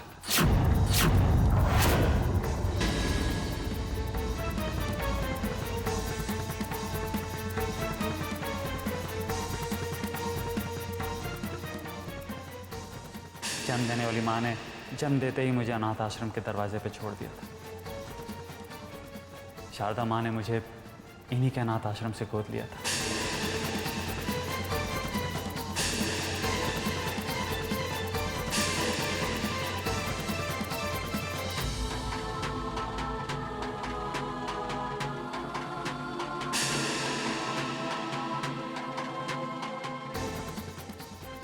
तुम सच्चाई जान ही गए हो तो मैं तुमसे कुछ नहीं छुपाऊंगी।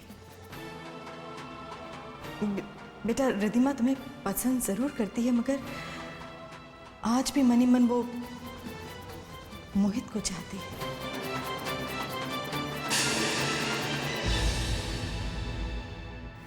नहीं चैतन्य, ऐसा नहीं हो सकता। तुम्हारे अनाथ होने से सगाई तोड़ने का क्या संबंध? यही सच है। नहीं नहीं चैतन्य, ये सच नहीं हो सकता। एक ऐसा कड़वा सच है जो तुम मानने को तैयार नहीं हो। पता होता तो मैं ये सब नाटक नहीं करती और ना ही चैतन्य के साथ जीने के सपने देखती। उस अनाथ कंगाल के लिए तो अनुपमा ही ठीक थी। मैं तो कहती हूँ कि उसकी शादी अनुपमा के साथ ही कर दो। एक मनहूस और एक कंगाल, कितनी अच्छी जोड़ी जमेगी दोनों की।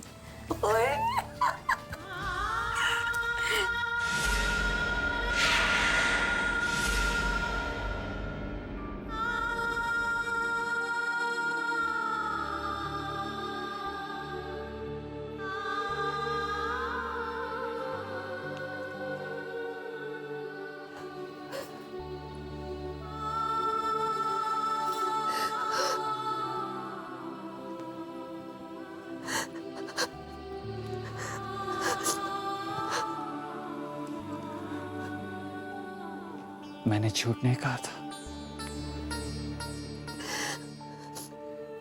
उन्हें चैतन्य से नहीं, चैतन्य की दौलत से प्यार था। इस अनाथ से नहीं।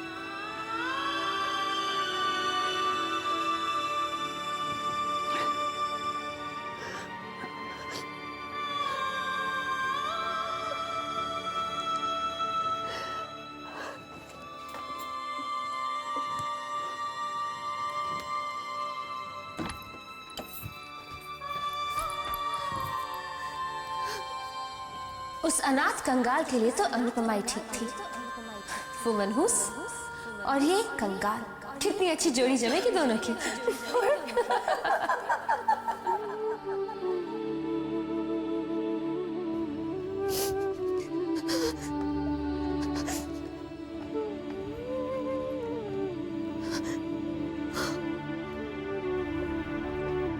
मुझे माफ कर दो चैतन्य, मुझे माफ कर। मैंने तुम पर विश्वास नहीं किया। तुमने जो कहा था ठीक था। मेरी ही आंखों पर गलतफहमी का पर्दा पड़ा रहा।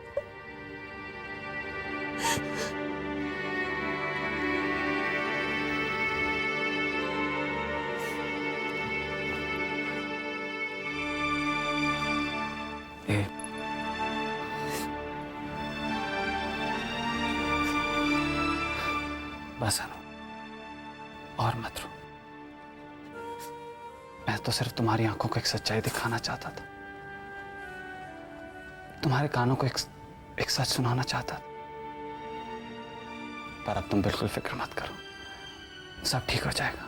और जानती हो, मैंने माँ को भी सारी सच्चाई बता दी। अब तुम इन आंसुओं को हमेशा के लिए अलविदा किया था। बहुत रो चुकी मेरी अनु, और नहीं, अब उसे उसके हिस्से की मुस्कुराहट मिलेगी, वो सारी खुशियां मिलेगी जिसकी वो हकदार है।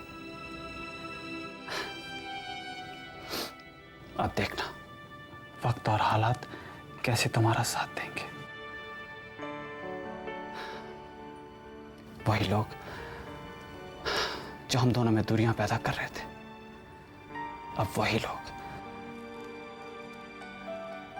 तुम्हारा हाथ मेरे हाथ में देंगे। ये वादा है मेरा तुमसे। और हाँ, 1 घंटे बाद सगाई तो होगी, लेकिन मेरी और रिद्धिमा की नहीं, मेरी और तुम्हारे।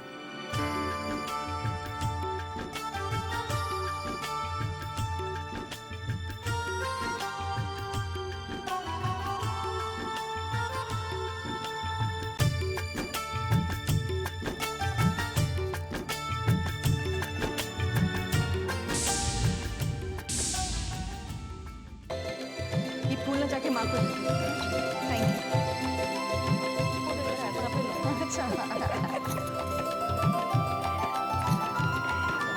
वेलकम बैठो जी।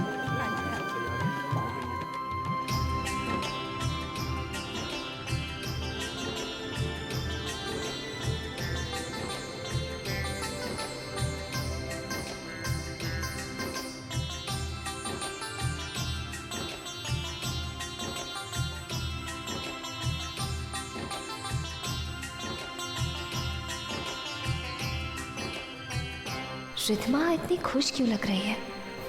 थोड़ी देर पहले तक तो वो सगाई से इनकार कर रही थी। दूसरी तरफ चैतन्य को यकीन है ये सगाई नहीं होगी। कुछ समझ में नहीं आ रहा है।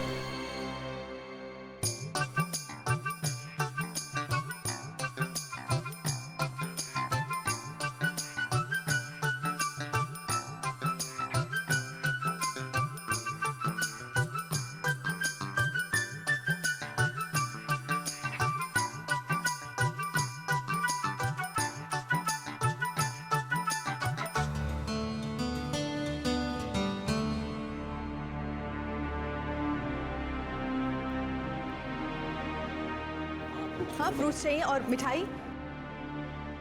माँ, ये तो माया आंटी बहुत खुश और रिलैक्स लग रही है। मैं भी यही सोच रही हूँ बेटे, मुझे भी यही परेशानी हो रही है। सडनली इनके चेहरों पे खुशी की ये चमक क्यों आ गई है? माँ, इस घर में रहते रहते मैं माया आंटी की हरकतों से अच्छे से वाकिफ हूँ। उनका इस तरीके से खुश लगना साफ जाहिर करता है कि उन्होंने ज़रूर कोई बहुत बड़ा और फुल प्रूफ प्लान सोच के रखा है। कैसा प्लान? माँ, इनका जो भी प्लान हो, मुझे इनके प्लान की फिक्र नहीं। मैं तो बस ये सोच रहा हूँ कि कहीं सबने मिलकर अनुपमा को निशाना बनाकर कुछ ऐसी वैसी हरकत करने की ना सोची हो।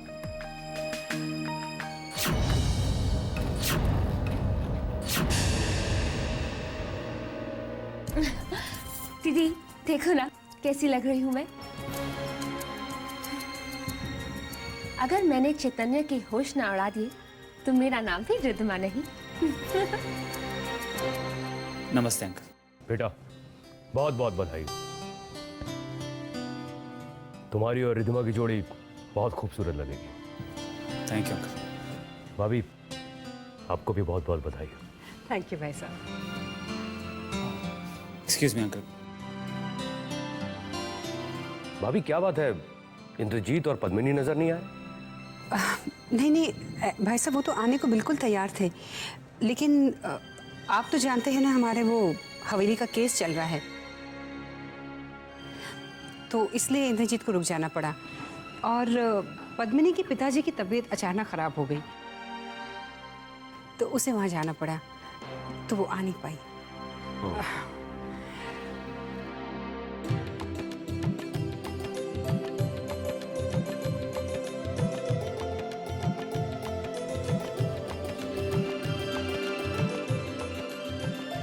पापा, कैसी लग रही हूँ मैं? वैसे ही जैसे हमेशा लगती हो। मतलब? मेरा मतलब है बहुत सुंदर, बहुत प्यारी लग रही हो। बस इतनी सी तारीफ? अरे भाई, मेरी बेटी लाखों में एक लग रही है। बस लाखों में एक? नाराज क्यों होती हो लाटो? अरे भाई, मेरी बेटी करोड़ों में एक लग रही है। बस करोड़ों में एक? बस बस बस, अब इससे ज्यादा मैं गिनती नहीं गिन सकता। बस इतना कहना चाहता हूँ कि इस दुनिया में मेरी बेटी जैसी कोई नहीं। मेरी बेटी को दुनिया की सारी खुशियां मिले। Thank you dad. God bless you बेटा।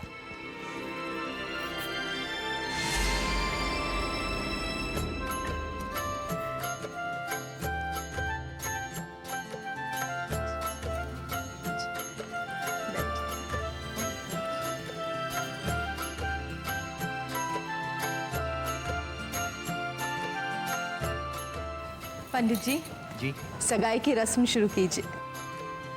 हाँ माया जी, पर पहले लड्डू गोपाल की मूर्ति तो लाइए। उनकी पूजा किए बगैर हम सगाई की रस्म कैसे कर सकते हैं? जी जी। लड्डू गोपाल जी की मूर्ति तो कमरे में है। अनुपमा, बेटा जाके मंदिर में से लड्डू गोपाल जी की मूर्ति लेकर आओ।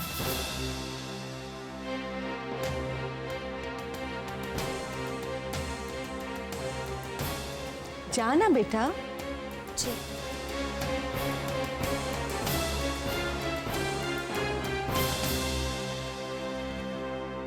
माया पुत्र, क्या हो गया है तुझे? है और लड्डू गोपाल जी की मूर्ति लाने के लिए तूने इस अपशक्ति को क्यों भेजा है? राम झूठ ना बुलाए, हमारी रिद्धमा की सगाई के इस शुभ मौके पर अगर कोई अपशकुन हो गया तो? माँ चुप करो। मैंने तुमसे कितनी बार कहा है कि मेरी अनुपमा के बारे में इस तरह की बातें मत किया करो। ये शुभ मौका है, सब शुभ होगा। ओके।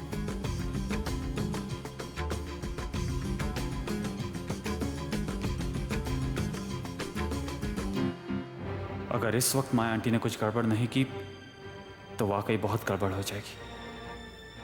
पर मैं जानता हूं माया आंटी कुछ गड़बड़ तो जरूर करेगी।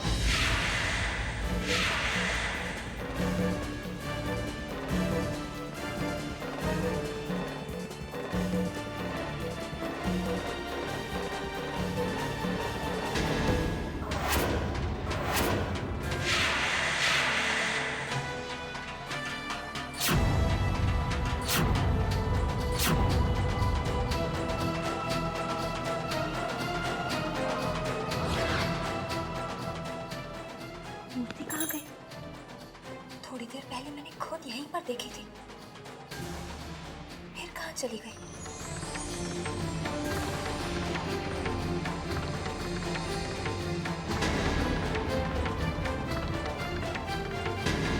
अनुपमा बेटा, ले आई मूर्ति तो?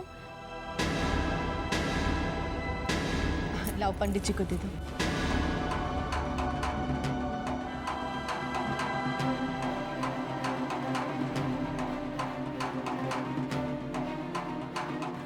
बेटा क्या हुआ, मूर्ति कहाँ है? माँ, वो मूर्ति पूजा घर में नहीं है। वो मूर्ति पूजा घर में नहीं है। नहीं है? मतलब तू जाके देखना, वहीं होगी। वहां से कहाँ चली जाएगी?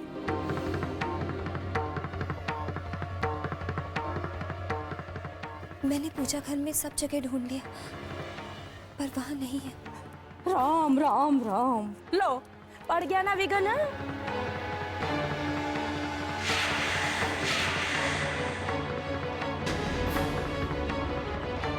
अब जब तक लड्डू गोपाल जी की मूर्ति नहीं मिलेगी, सगाई की रस्म कैसे पूरी होएगी?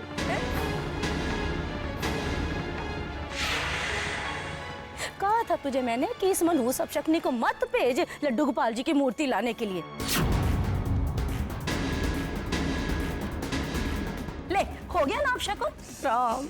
माँ चुप रहो तुम। एक तो वैसे यहाँ पे इतनी टेंशन चल रही है और तुम बोले चले जा रही हो। मूर्ति मैं ढूंढ कर लाती हूँ।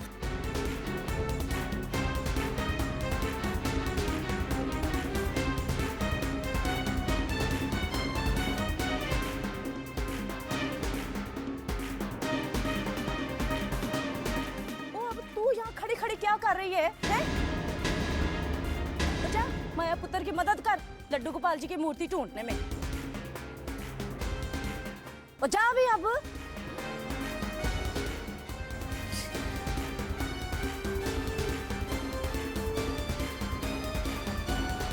विक्रम रिलैक्स, मूर्ति घर में ही होगी, कहाँ जाएगी? मिल जाएगी।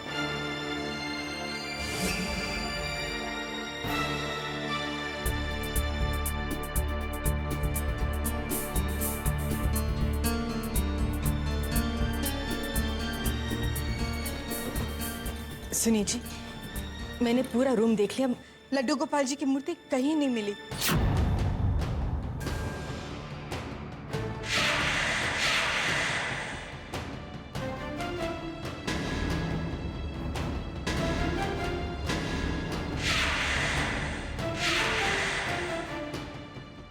सुनिए जी, मूर्ति की पूजा किए बिना सगाई नहीं हो पाएगी।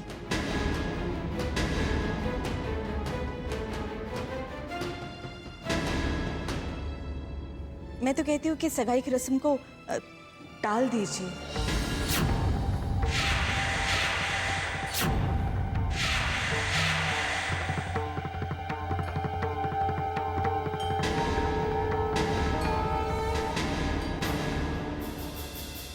तुम सही कह रही हो माया।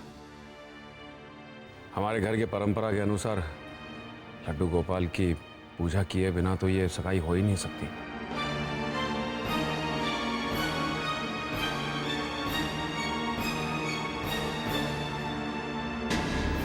मैं जाकर शारदा भाभी से बात करता हूँ। फिलहाल इस सगाई को टाल देते हैं। जी।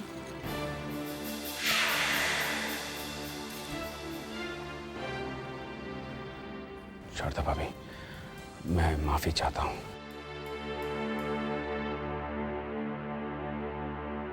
ये सगाई हमें टालनी होगी। नहीं भाई साहब, अब ये सगाई हरगिज नहीं रुक सकती।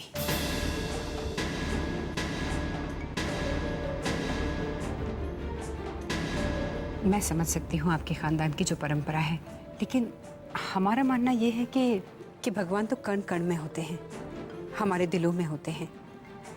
अगर उनकी मूर्त हमारे सामने नहीं है तो हमारी श्रद्धा कम तो नहीं हो जाएगी।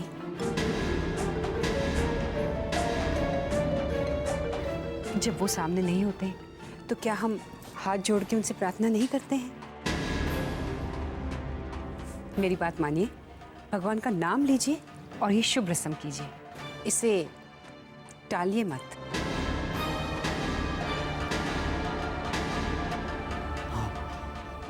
अंकल, माँ बिल्कुल ठीक कह रही हैं, हमें सगाई टालनी नहीं चाहिए।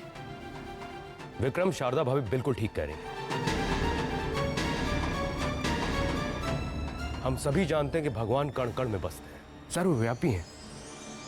तो फिर तू टेंशन क्यों ले रहा है? आप लोग बिल्कुल ठीक कह रहे हैं।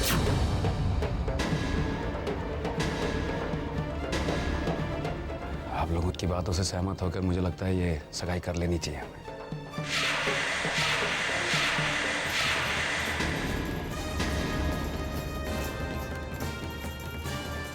पंडित जी, चल। पंडित जी, आप रस्म शुरू कीजिए।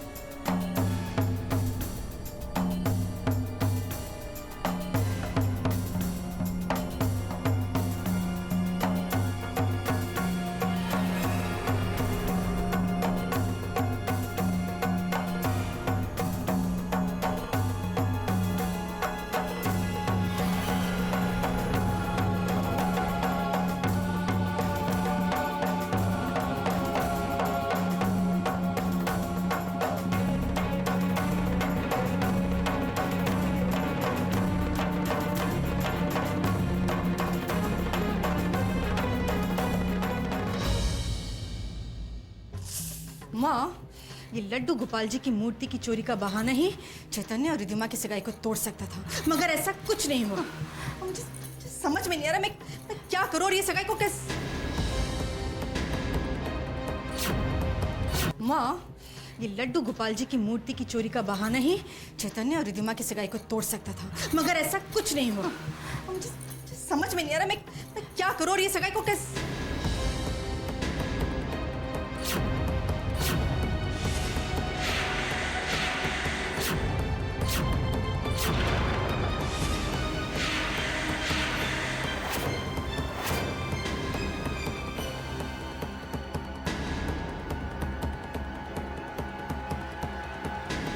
ये सब क्या हो रहा है माया? मुझे सच सच बताओ, ये क्या माजरा है? चुप मत रहो माया, मुझे जवाब चाहिए। राम झूठ ना बुलाए दामाद जी, वो बात ये है माँ कि... प्लीज, तुम जाओ यहाँ से। मत जाओ, जाओ। अच्छा।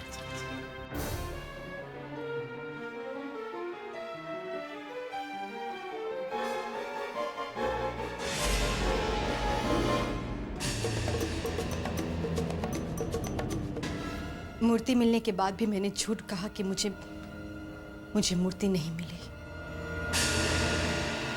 और वो मैंने इसलिए बोला कि मैं नहीं चाहती कि रिद्धिमा और चैतन्य की सगाई हो। क्यों माया? क्यों? आप जानते हैं मुझे मूर्ति कहां से मिली?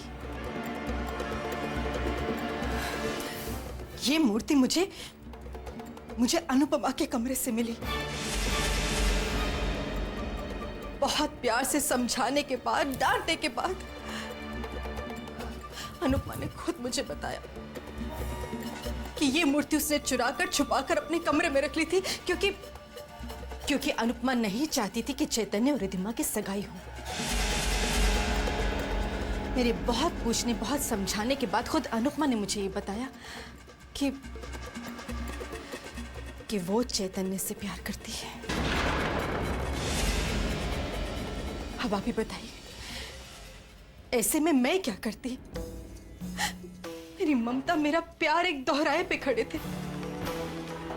इसीलिए मैंने फैसला लिया कि अपनी बड़ी बेटी की खुशियों के लिए मुझे अपनी छोटी बेटी की कुर्बानी देनी पड़ेगी। ये बात सच है कि रिद्धिमा चैतन्य से बहुत प्यार करती है, अपनी जान से भी ज्यादा चाहती है उसे वो। मगर मुझे पूरा यकीन है अगर रिद्धिमा को एक बात भी पता चला ना कि उसकी बहन भी चैतन्य से प्यार करती है तो वो खुशी खुशी अपने प्यार की कुर्बानी दे देगी। मैं मजबूर करूंगी उसे, वरना क्या?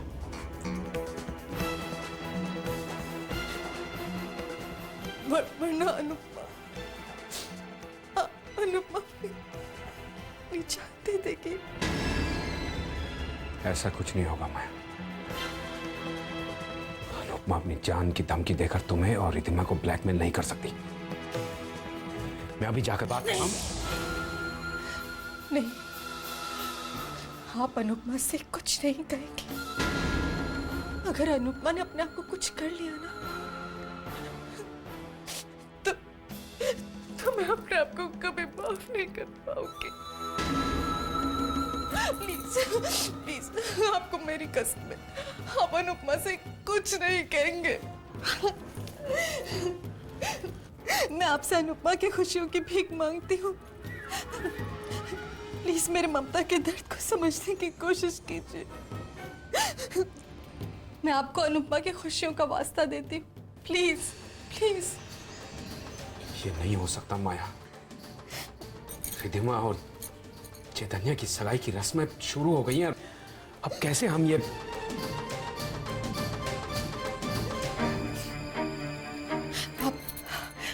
आप एक बार हाँ कर दीजिए, बाकी सब कुछ मैं संभाल लूंगी। आप एक बार हाँ कर दीजिए प्लीज।